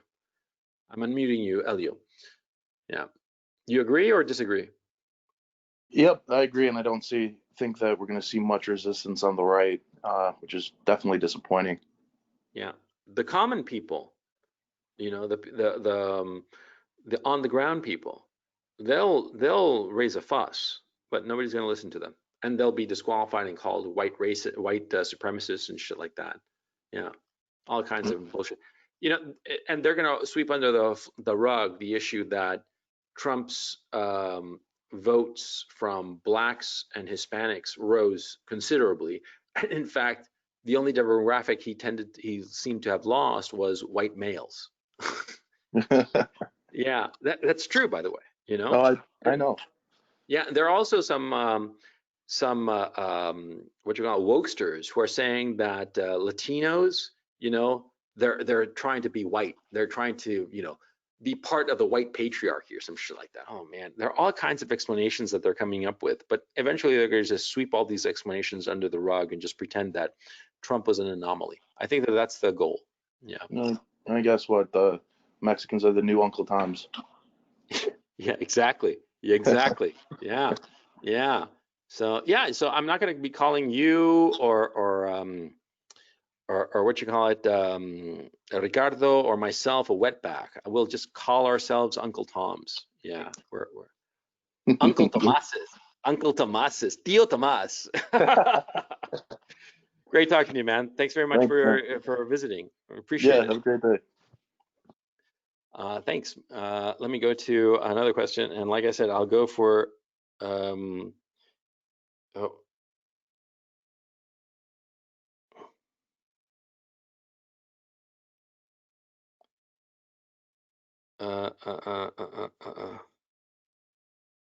Stephen Pace. Stephen, let me bring on Stephen because Stephen says that I am incorrect. So I will bring him on to state his case. Hey, Gonzalo, can you hear me?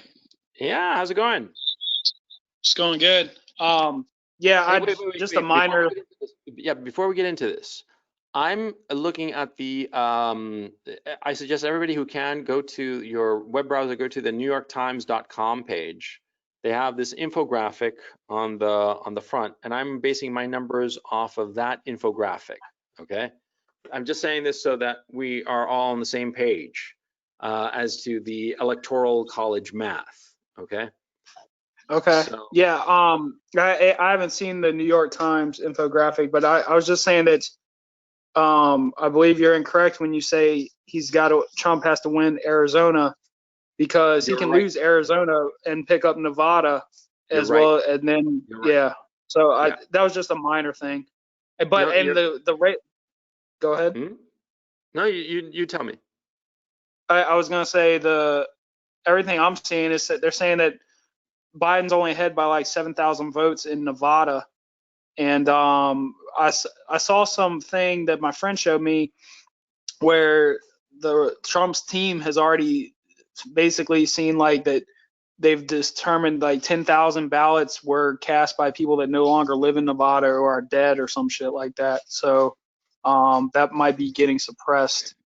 Oh man, that would be But good. anyway, yeah. So I just wanted to point that out. But I also wanted to say, and I'm not going to say that this is going to happen, but what we're seeing here would be a good case to transition to blockchain enabled voting with a public ledger and everything, where it can't be corrupted or manipulated. Everyone gets a wallet with a vote in it, and then you assign your vote to a candidate's wallet, and then that way it's all public ledger. You can see where they all went and everything like that. But of course, America uses arcane systems, and the Constitution lets the states figure shit out for themselves, or leave it to the states to fuck it up for themselves. So it probably won't happen in our lifetime. But I mean, the solution's there. Plus, you could just have tighter controls around elections.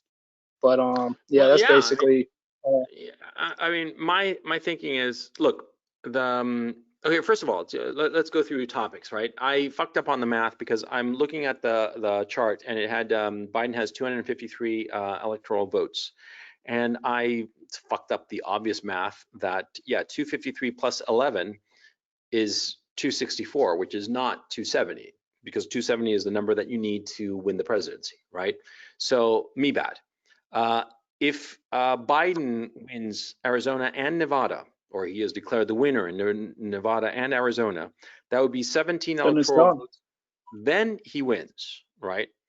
Yeah. Right. But if either one of those, Nevada or Arizona, goes for Trump and he holds on to Pennsylvania, North Carolina, and Georgia, then Trump wins. Okay. Let's pray that that's the outcome. Okay. But okay. So I just want to make that clear.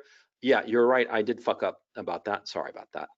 And what was the second issue we were talking about? Oh, blockchain and voting. Look, in Chile, I only have Chile to go by because, of course, I am Chilean and I grew up there, and I know how it works, the election system in Chile. And I also know something else. See, in Chile, people used to cheat all the time in the elections, and it was just so much cheating and so out of hand that eventually they're like, and both sides would lose, right? All sides would lose. That eventually they said, look, we have to fix this up to make it foolproof. Now, the way the Chilean system works now is that everybody gets a paper ballot, okay? And what happens is the day of election is a holiday, okay? Bank holiday, everything is closed except essential services, a fire, police, that kind of thing. And what happens is that on the day of election, you are assigned a school where you go to vote, right? It's a public school or private school. All schools are required to be the voting places, right? And you are notified of which school you have to go to, and you go to that school, and outside there's like typical like a list that has your national identity card number, okay? Not yours specifically, it's just a range. The range from this number to that number go to this room and so on, okay? And you're told to go to different rooms in that school, and that's where you vote. And what happens is typically in each of these rooms, it'll have like, say, a couple of hundred people are assigned to that room to vote. Of course, there's the thought that they're not going to all show up at the same time. The voting booth is open all day. And so you go there, you present your ID card, right, which has your national number, okay? And I understand that the United States doesn't have this, but I'm just explaining it to you so that you understand the system. You show up there and you present your identity card. Your identity card has your picture and your thumbprint. It's virtually impossible to falsify, okay? And so you show up and you present it, right? And so they have this book, a paper book, a notebook, but a ledger actually, a paper ledger, where they have already noted down all the ID numbers that are going to be voting in that room, okay? And they take yours and they find your number and they make you sign that you're there, okay? And then they assign you a ballot. Now, the ballot is really interesting. It's a piece of paper that's folded up. And the piece of paper has a little stamp on it with a with a number, okay, an ID number basically, okay, a serial number, And this serial number is ripped off of the ballot and it's pasted on the book next to your name, okay. And so you're holding a blank ballot in your hand, and you've gotten the ballot, and the serial number of that ballot has been pasted onto the book, onto the ledger, right next to your name, right next to your signature. And also the election official, they also sign to ensure that she confirmed that you were you and that you're the real person, and confirm your signature, okay? And so all of a sudden, there you are, your name is on this book. It's been confirmed that it's you, and they have a little serial number piece of paper that's been pasted on there, okay? Because the serial number has like a sticky stuff on the back that just pastes right away, right? And you take your empty ballot and you go to a little booth that has just a curtain around it with a little number 2 pencil. And what you have to do is you have to vote there with a piece of paper for the candidates that you want. And then you have to fold it up in a specific way. And it's pre-folded so that you don't fuck it up, right? And then you take the folded up ballot and you put it into a glass box, okay? You put it into the glass box. And once it's in, once you slip it in the top, it's gone. It drops there, and it's glass, so you can see, and you can see all the other ballots. They're all folded up, so nobody can see any votes, right? At the end of the voting day, what happens is at each of these rooms, right, it has representatives, the people there who man these rooms, they are usually representatives of at least 2 political factions, if not more, okay? But at least, the left and the right, and sometimes it's left, center, and right, or sometimes left, center, far right, or whatever. It doesn't really matter. But at least 2 of opposing political parties, they manage it, okay? And they are supposed to observe each other. And once the votes close, that's when they open up the glass box and they count the votes in front of each other, okay? Now, in this system, that way you get the votes right away, number 1. Number 2, you ensure that the paper ballots actually exist, because once the paper ballots have been unfolded and counted for the different candidates and they make the separate piles, they're wound up with, a rubber band or whatever, and they're put into an envelope, and that envelope is held on as proof of the votes of that particular room, okay? In that particular school. And this happens in all the voting places in the whole country, okay? And so this way you get instantaneous results, number 1. You know for a fact that nobody dead voted, okay? Because if you show up with somebody else's ID, right, one person or the other of the 2 political parties is going to object to it, and that kicks you out automatically, okay? In fact, the law is that if you try to impersonate somebody else, they arrest you. And there's a cop there to make sure that it doesn't happen. So all these mechanisms are relatively simple. They are cost effective because it's not expensive equipment or any shit like that. It's just paper. It's very efficient in terms of time, okay? When the polling closes at usually 7 o'clock or 8 o'clock at night, you usually get the results within an hour because there aren't that many people in each of these rooms. There's like 200 votes, right? 200 votes, you can count them in less than an hour. It's not that hard, right? And so, and once you have counted the actual votes, adding all of the votes together of not only that particular school, but all the schools in the country where it happened, where the voting took place, it's a piece of cake, Yes, there are sometimes like misreporting and stuff like that, but see, it's very rare, and it's very small, okay? It'll be just a few thousand votes randomly here or there. And it's not something that's long-term. This is something that just a minor mistake that happens, in that moment. If anybody wants to recount the votes of a specific school, it's easy because all the votes are there because they're paper ballots. They never go away. They never disappear. And so I've never quite understood why in the United States they have electronic voting, which is easy to manipulate, mail-in ballots or absentee ballots, which again is easy to manipulate. And I've never understood, and never in a million years will understand, why it is that in the United States, to get a drink, you need an ID card. But to vote, you don't need one? What the fuck is that all about? Sorry for going on, but I figure that you guys would want to know what the system is in a country where the fucking voting actually works. And Chile is a fucking third world country. What the fuck? Sorry, Stephen, I monopolized you. What the hell were we talking?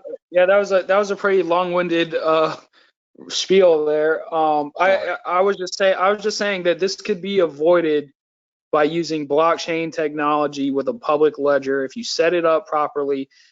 Because I watched a tech talk where a guy was talking about, all right, aside from cryptocurrency, what else can blockchain technology do? And he said something that was very interesting. He said, every year or every voting year in the United States, there's always allegations of fraud or manipulation or voter suppression of all that shit. He said you could very easily set something up, and like Iceland would be the perfect country to try this out in, because it's a very small country with a small population and it's a developed first world country. He's basically said the government, you have your ledger of citizens and everyone gets assigned like a wallet with a vote in it, and then you have these candidates and you say, all right, here's the candidate's wallet or ballot box or whatever, and then you just simply transfer your vote over to the person's ballot box, and then the results would be instantaneous.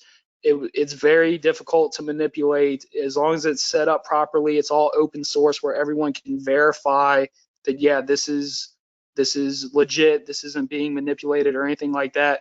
And the system you just described, it does sound better than the system we have in the United States, but it also, whenever you have humans, I mean, you could still have scandals and scams come in there. Like you said, there's observers from both parties. Well, you could always have a plant on the other party that's working with you to scam shit. But I'm not really arguing a point. I'm just saying that uh, the example of what we're seeing now is a good case. Don't trust technology endlessly. You shouldn't put blind faith in technology. Mm-hmm. No, I don't. Because it can be manipulated just as easily as just a low-tech solution.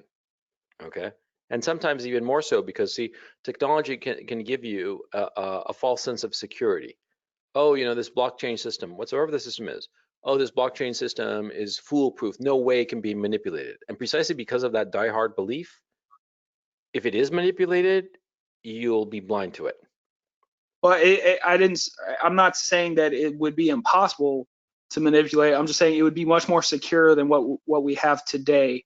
Oh yeah, I mean, anything would be better than what we have today, no question. Because if you could easily manipulate the blockchain and the public ledger, well, then Bitcoin wouldn't be worth a damn, because people would just manipulate the fuck out of it. But that's why cryptocurrencies and blockchain, I mean, there's all sorts of different applications for the blockchain and the public ledger that haven't even been discovered yet. And I'm just throwing that out there as something that I think is interesting and relevant to the conversation that we're having today. Yeah, I mean, I agree. Any system would be better than what currently exists.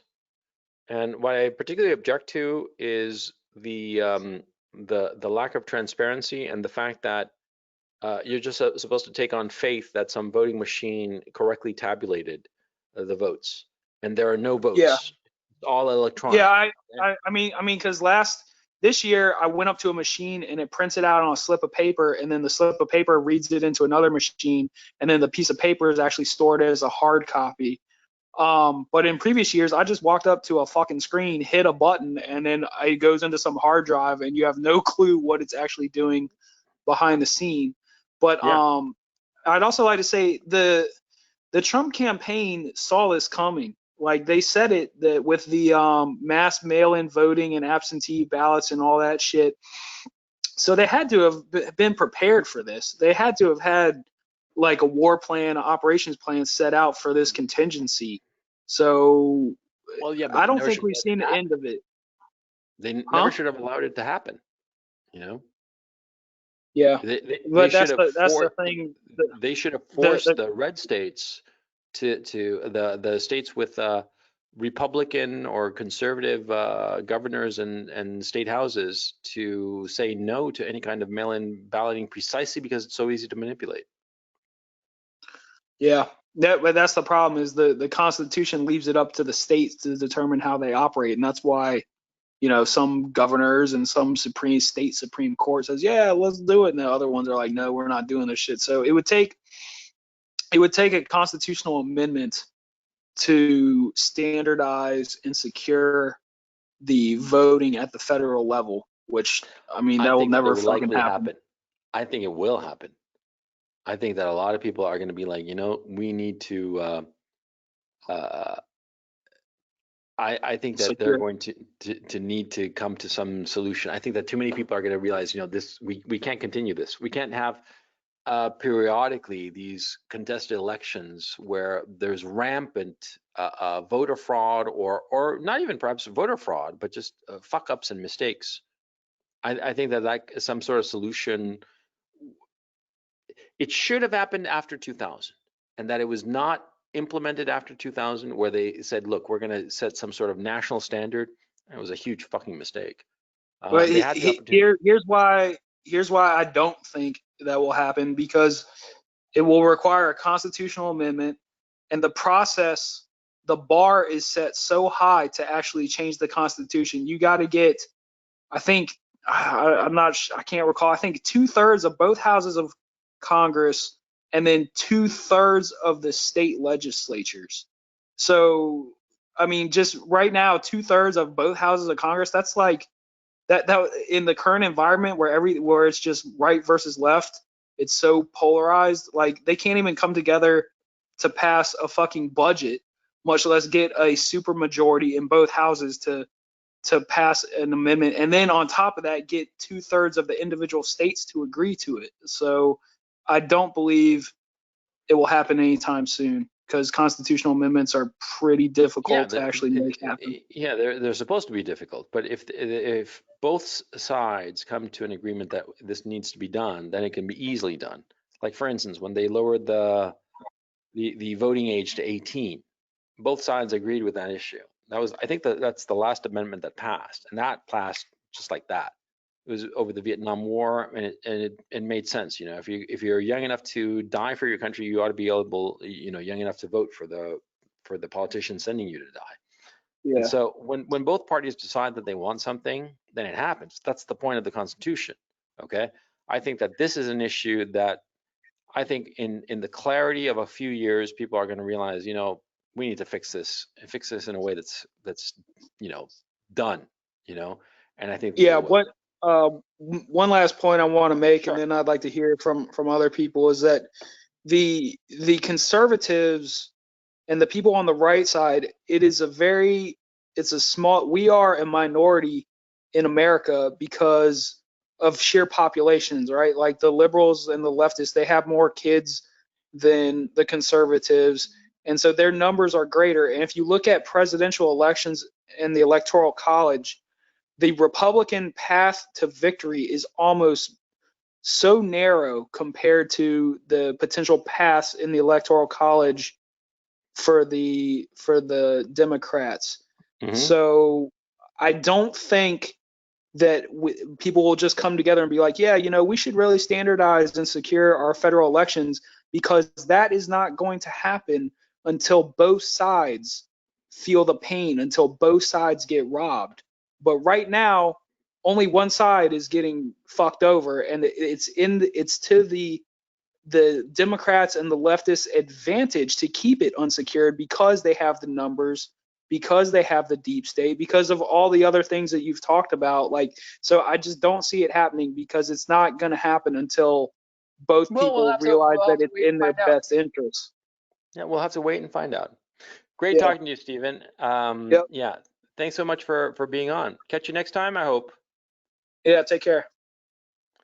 I want to talk to Dixie Normus. Dixie, pretty funny name. I didn't realize it until just now. Dixie Normus. Yeah, you said something that I'll ask some other time, but what was the question?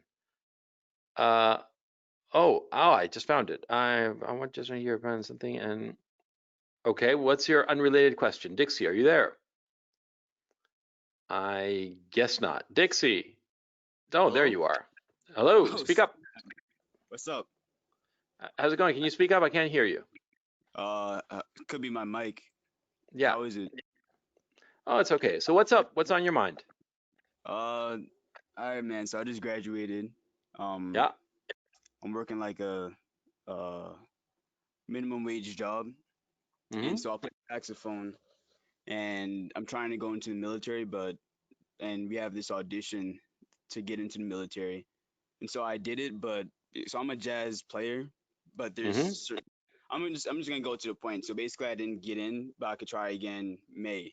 Now I'm thinking about going to Romania, to just like play with the locals and stuff, but I'm not Mm-hmm. sure like how exactly to do it. So I was How old are wondering you? like 18. Well, you got plenty of time. Okay. I mean, I'm telling you, like you figure that, oh, I'm 18, I have to go somewhere. Yeah, relax. Go to Romania. It'll be a great experience. Where are you living now? Just the state. Just tell me the state or the city if you want to. New York, the suburbs. Okay. Go to Romania. Okay. And when you're in Romania, travel around.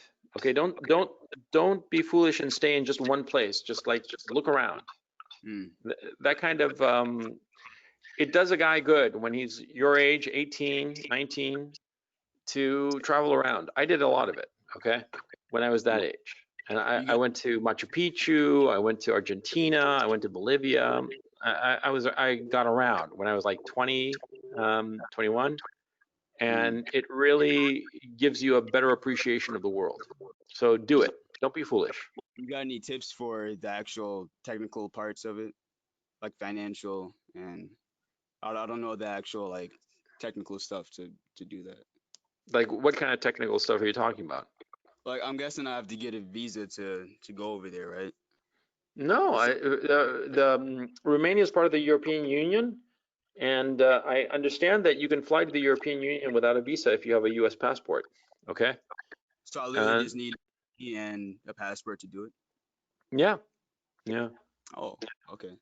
All right, and that's cool. just check to be sure. Okay, if you do need a visa, it's really easy to get, and I'm almost positive that you don't need it. That you have, if I recall correctly, and I could be wrong.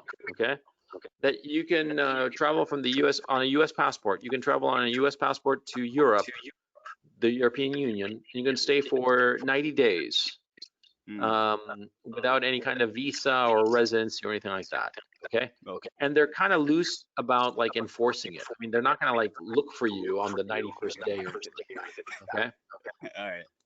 So yeah, go travel. Don't be dumb. Being a street Okay. musician, do you have any ideas on that, What? like how that will be? I just want to know I'm your sorry. opinion. That's for like being a street musician. Do you have any tips or any ideas? I'm Yeah, just always asking. play in the subways. If you're going Okay. to be busking, you want to be busking in a subway, because that way, if it's raining, you can still be performing and still earn some cash. Okay. All Yeah, right, man. Thanks. It's no cool talking problem. to Good luck. That sounds like fun. Yeah. you. Yeah. All right. We'll see what happens.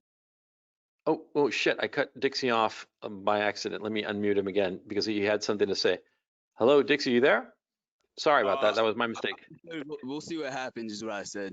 We'll see what Okay. happens. Yeah. Thanks, man. No, take it easy. That'll be fun, man. Man, I wish I could do that. Well, actually, I'll tell you guys, if all goes well, by the end of this month, I'm going to be doing like a road trip across Europe. Yeah, I'll tell you more when I get ready to go. But it's looking like it's going to be happening. I'm going to be riding my motorcycle from Amsterdam across Europe to Ukraine. So, if things go well, it'll take me about 5 days to do it. So it's about 3,000 kilometers. What's that? About 2,000 miles. Yeah, I'm gonna take it easy, and I'm gonna visit some friends along the way, and so stuff like that. So it'll be cool. So anyway, let me get to another question. Hang on.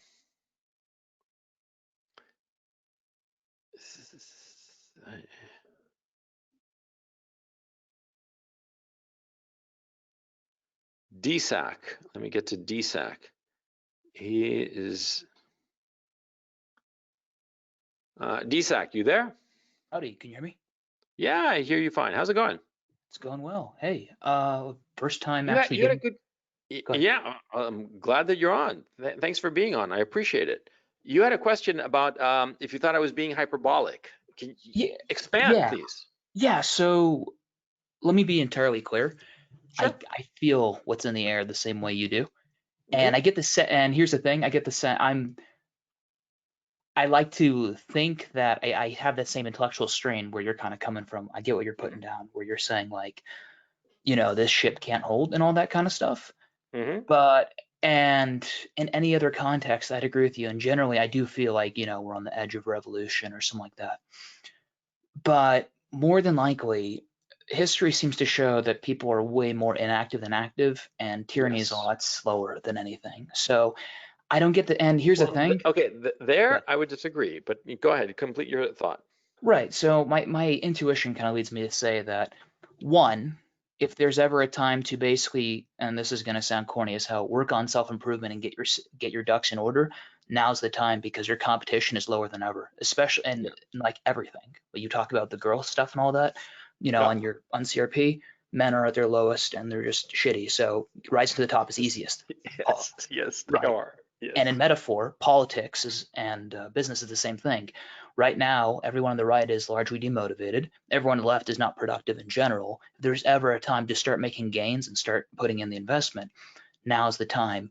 More than likely, you'll see returns sooner than later because your competition is lower. Everyone is Yes. now playing with a limp, and more or less, it's that.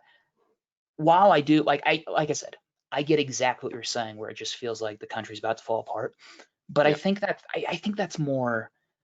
I think that's more kind of what's being pumped in the air, and that's more stoking fears because everyone's always waiting for the next collapse, like the coronavirus and all that. Mm-hmm. Everyone's waiting for, the country's going to fall apart. Oh, this is going to happen, and it's always a bigger disaster than it is. In real life, it's not. The truth is, it's hard, but a lot of it's going to come down to just ignore it, put your head down, and do the work. Like Rich Cooper says. I understand your point of view.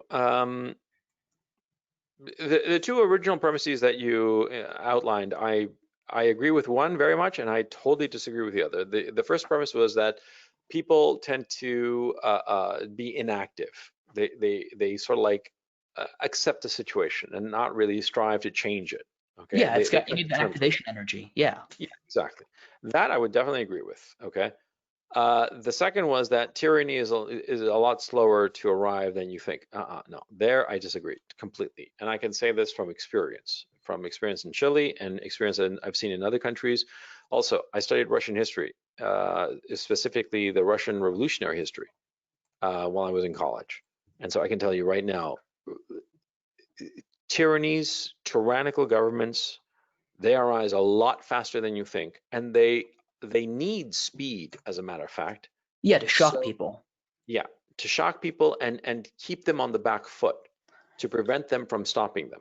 And they constantly double down and triple down and quadruple down in order to get their way, and they are outrageous precisely because they know that the speed is of the essence. Okay, so that premise that you stated, I totally disagree with it, because I've seen it so many times before. I And know, if and you in look, yeah. general, I'd agree with you, and that's the Mhm. thing is that every inclination leads me to agree with you, and I understand this sounds like a dumb like this time is different, No, no, you no. know, I mean, I can understand the impulse to say, but "Oh, it'll take time," or, no, it's not just that; it's that the conditions are different. So, for example, we live in a country with a incredible amount of arms and munition, yeah. and at the same time, you also have a lot of progressives who are the fuddiest of gun owners, but nonetheless say any attempt to take firearms must be frustrated by force if necessary. My Hmm. inclination leads me that we're leading to a bureaucratic tyranny more than we are leading to an overt communist tyranny, one where you need a permit to have free speech and all that kind of things, and one where you know how the left is constantly like saying we don't want to shame, we want a shame-free society. My intuition tells me we're going to be leading to a society of almost religious institutions, almost religious shame. And reason being is you have a mass importation of third world migrants and all that who are hella conservative, like socially, Mhm. right? Mhm. You have a massive welfare state, which these guys are not, these imports and refugees and all that are not really against. So but at the same time, they're not going to tolerate this LGBT, this diversity, this snowflake, this foreignness. So my intuition tells me we're headed more for a theocracy than we are headed for a actual institutional type of like communism and all that. We're heading to maybe a soft, you kind of get what I'm saying. And the thing is, it's not profitable to go to war as a general sense. And yes, we'll have engagements, and yes, Halliburton, and yes, all these industrial military complexes will definitely get their money, but it's not to the same extent as it is, when we think of mechanized war. My feeling is just from all the actions, and the left is not procreating at all. They're having mass abortions, which is why they're importing voters. And if you look at, for example, election results, you have so many people, like so many diverse fucking people of color and groups shifting to the right, more or less, and it's more for cultural reasons. My intuition tells me we're headed to a bureaucratic tyranny or a civic slash religious tyranny than we are more or less as like an actual Which is communist. basically what communism was. I mean, I don't know, because communism is more or less for the party or not. And this, my Yeah, well, it's mother's Russian. the same thing. Okay, it was Yeah, the religion. Okay. it kind of. I mean, like I get the state theism, which is what I think it is, but I don't sense it's going in that kind of direction. It's going like, I'm trying to put my finger on it, but it's more. Well, It no, is it's, a worship of the you're state. thinking you're confusing late stage Soviet communist regimes, Hmm. right? Where it was the heavy state Yes. with early stage communism. I would suggest that you read Richard Pipes. Richard Pipes is Pipes, and Hmm. his book The Russian Revolution, Hmm. and you'll get a better flavor for how it was originally. And it True. was a And lot more like what you're saying now. That book obviously talks about the Russian Revolution in the period of 1917, but you get a flavor of how it was leading up to 1917, and it was very similar to what's going on now. Okay. right, and It, I do know from the book Ordinary Men how people would just get along to go along, how they yeah, turned a bunch of officers into, for example, SS cops in Germany. And so sure. I get that. My intuition tells me though that we're not like 5 years away from a war or from communism or from tyranny. We're closer than we think, and we're closer than I'm making it seem. But I think, and my intuition largely tells me that, and especially just looking at history, the Victorian era came after, what was it? Basically like, the era of debauchery. I'm spacing on what it is, but my intuition Mhm. just tells me we're not headed down that road as fast as we think we are. We're not careening as fast, and technology will largely relieve us, but also be used to tyrannize us in new different ways. And the proliferation of information makes it a lot harder to tyrannize the masses and all that. I And so disagree with you there. you I think so? so disagree with you. Yeah, and the suppression of the New York Post stories proves it. Yes, but at the same time, look at BitChute, for example, existing. Look at this Oh, BitChute low. is tiny. It It's is, tiny. but the fact that it exists is a Yeah, it can testament. exist, but it's still tiny. It Okay, absolutely it is. doesn't But move the needle. It didn't move the needle, yes, and but the tech YouTube didn't move the companies needle totally in 2000. censored. They totally censored the New York Post, and we are being censored now, by the way. Well, yeah, Okay. and we're self-censoring, and that's even the more powerful thing. You feel like there's certain things you Exactly. can say. So I think that all this uh, these technology companies that have monopolized online communications have de facto created an easy way to silence speech. For And sure. information is less available than ever before. Speech is information, after all, right? There is less availability of information than ever before. You can find out more data points, perhaps, but not what people are thinking. Right. Now, and when I'm saying information, I'm referring to, for example, not like opinionated political information, which I think is incredibly valuable, but I'm talking about like almost scientific and data. Well, yeah, data Yeah, points in that case, that because I sure. think that's Yeah, I think that's actually more valuable than the politics, because that tends to push towards free markets. no, because what happens is that you need to know what people are politically, what's driving them politically, so that you can have a functioning democracy. That's the whole point of Trump. Trump tapped into a huge segment of the U.S. population that the tech oligarchies didn't even see, and they don't even acknowledge it exists. Oh, without doubt. They don't see it. Okay, they're blind to it. Okay, and so that proves the point that a lot of this technology, it's great. It's great for communication and all the rest of it, but good old-fashioned politicking and knowing what what people's concerns are. This technology is not helping, and on the contrary, it's hurting because it's making people censor themselves. So yeah, and that's why, for instance, all these polling companies got it so completely wrong. Yeah, and here's the thing, I definitely agree with you, and that's the thing, is that it's like, it's hard for me to walk this position, but just from what I'm feeling in there is that everything you've said is true, but the direction in which we're heading doesn't seem like, I understand. Well, then we'll have to see. Well, yeah, we think that it's going. You and I think that it's going in different directions. We'll just have to wait and see. We don't have to argue about it now. No, for sure, for sure. So anyway, DSAC, it's great talking to you. Thanks so much for joining. I hope you're enjoying it, by the way. Yeah, definitely. It's pretty interesting. Pleasure speaking with you. Thanks. Let me see.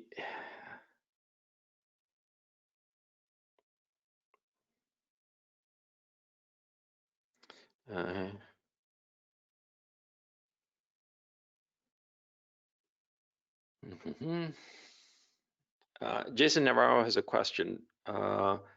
It's sort of, I won't bring you on, Jason, because it's a tangential question. It's really, he lives in Panama and he's worried how the repercussions will affect Panama.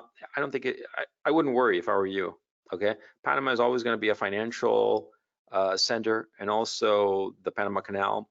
I don't think it's really going to affect. I don't think it's really going to be affected, rather, by whatever happens between the U.S. and China. I think actually Panama is a great place to hide out from the apocalypse. Okay, I've been thinking seriously of moving there, not kidding. For various reasons, I think that Panama would be a great place to hang out. But yeah, so I want to get somebody like a final question.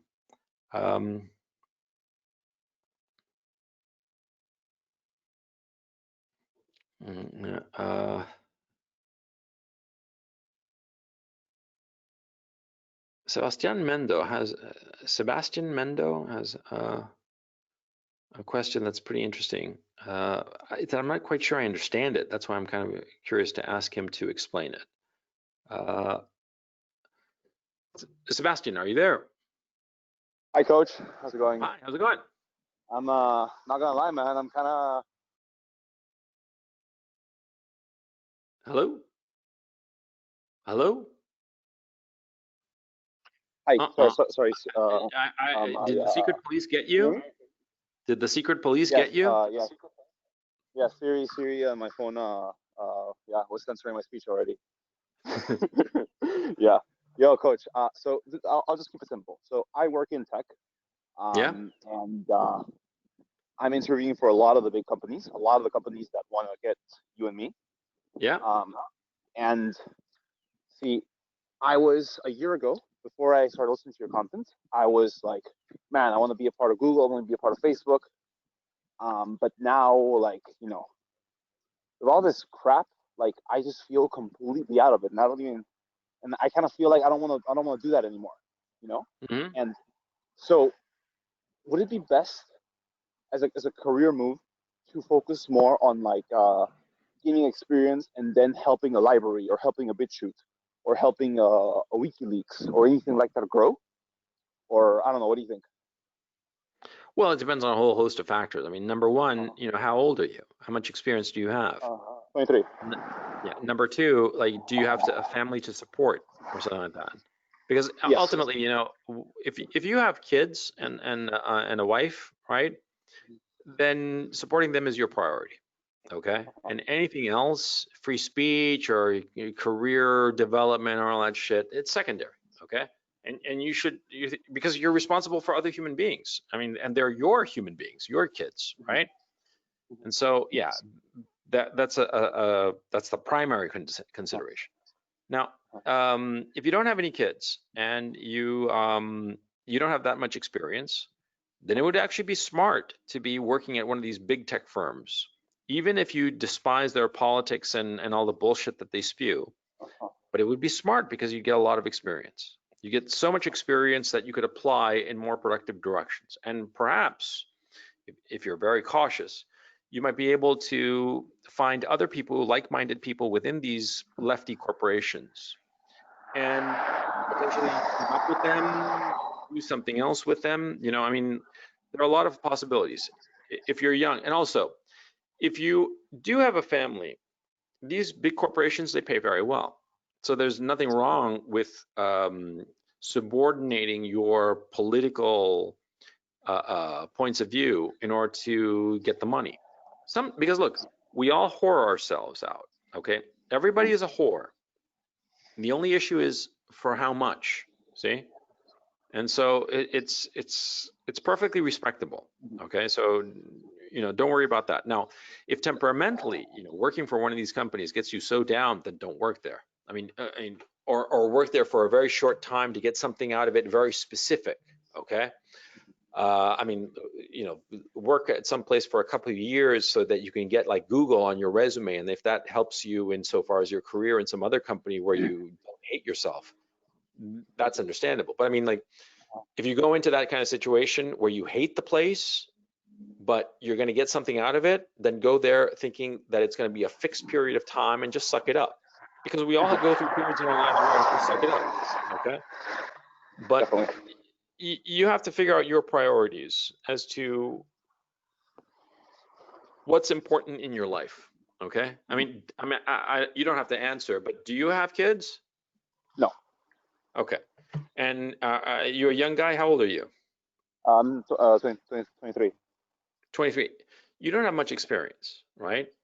So spending a couple of years sucking it up at some big company, but getting like a really, you know, a big boost for your CV, it might be the smart thing, okay? But I mean, you got to think of it as, you know, like not forever and ever. You got to think of it as like, okay, I'll be there for like 18 months, 24 months, and then I'm gone.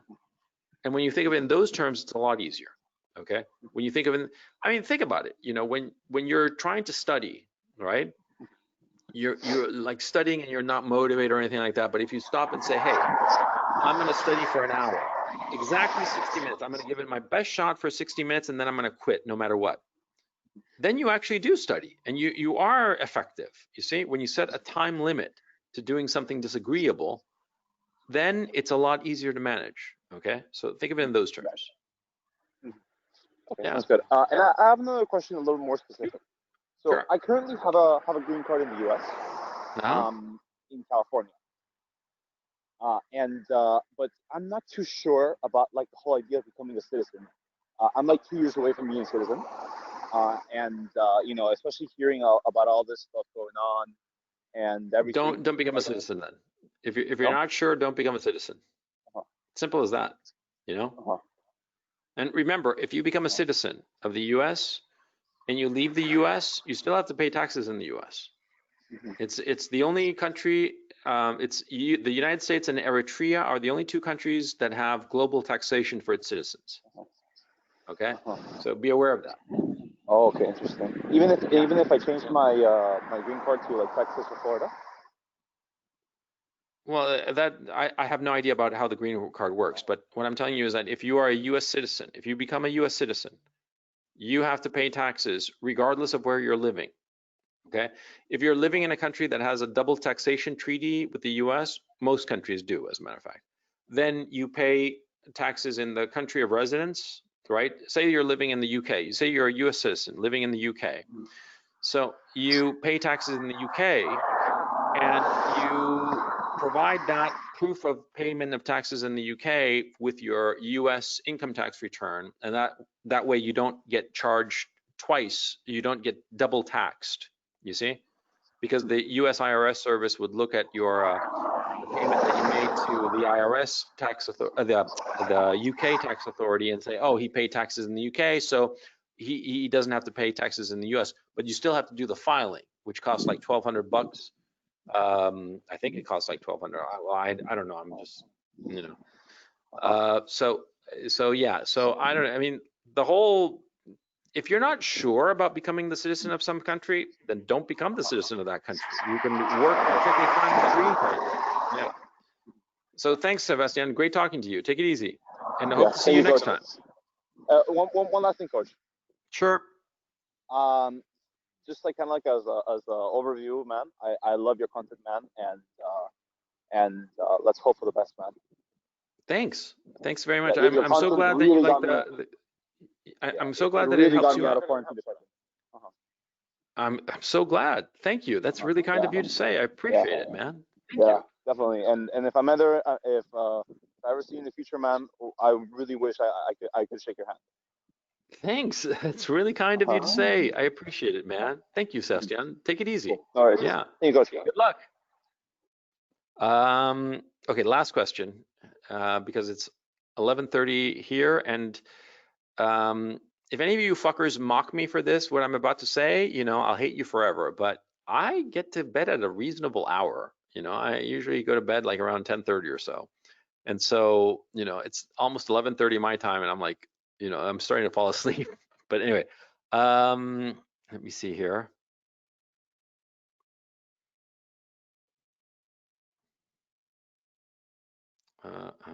Hang on a second. I'm looking through the questions.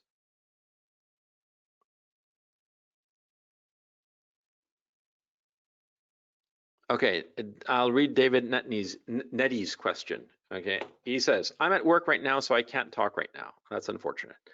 So he asks, in the unlikely scenario that the courts give Trump the election, I agree, it would be an unlikely scenario, but what do you believe will happen? Thanks for the seminar. My pleasure, David. Thank you very much for your kind words. And what would happen if Trump gets a win by way of the courts? Well, look, the left-wing parties would say that he's illegitimate, okay? And they'd run with that, they'd bang that drum for the next 4 years, okay? And which is incredibly unfair because they were the ones who cheated on this election. There is no doubt in my mind that they cheated, okay? It's the numbers just don't add up, okay? There's this great book by Malcolm Gladwell called Blink. And in this book, he basically says that when you are an expert at something or know something really well, you can just look at it and tell that it's not right. And he discusses how like there was this art appraiser, right, who was brought in to see this very expensive painting, and he just looked at it and he said it's a fake. And the people there were like, no, it's not a fake, it's a real thing. And he's like, no, it's a fake. And then later on, they did some testing, and yes, indeed, it was a fake. The expert, just looked at it and he knew it was a fake. I'm not an expert in many things, okay? But I can look at numbers and realize that they're not real. Like those numbers I have put up there, okay? For the election vote totals, no way that Joe Biden get more votes than Barack Obama in 08. No way. It doesn't make any sense at all. Just looking at it, I know that that's wrong, okay? And therefore, I know that there was a voter fraud, okay? And the fact is that Project Veritas has uncovered a whole bunch of voter frauds, and people are talking about how all of a sudden 20,000 ballots appear and they're all for Joe Biden, which doesn't make any sense at all. Or one was like, it was like 20,000 for Biden and 3,000 for Trump. Again, that doesn't make any sense. The numbers are too skewed, see? And so I know this vote is crooked. The courts, they're not going to give it to Trump. God knows what's going to happen at this point, you know? And so we'll just have to wait it out and wait and see. But a final note before I sign off. See, you think that things are bad now, okay? But you got to keep in mind that in a democracy, there's always cheating going on. It's been going on since forever, okay? You look back at history and not just like the high school textbook that you read, but you really dive into history of the past, and you'll discover that, you know, people did all sorts of nasty shit in the past, okay? And they cheated and lied to get their way, to get their hands on power. I'm not particularly concerned if Biden cheated and gets the presidency by way of cheating. I mean, it bothers me quite a bit, but I wouldn't think it's that big of a deal insofar as the United States. What really freaks me out is the possibility of Kamala Harris becoming president. She scares the shit out of me, okay?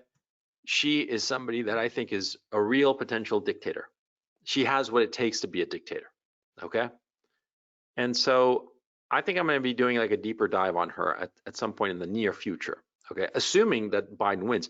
If Trump somehow pulls out a victory, thank God, okay? Thank God, but in 2024, we're gonna have the same fucking problem, okay? This shit is not going away. These fucking crazy people are not going away. And it's not that they're Democrats. What bothers me is that they're basically communists. That's what bothers me, okay?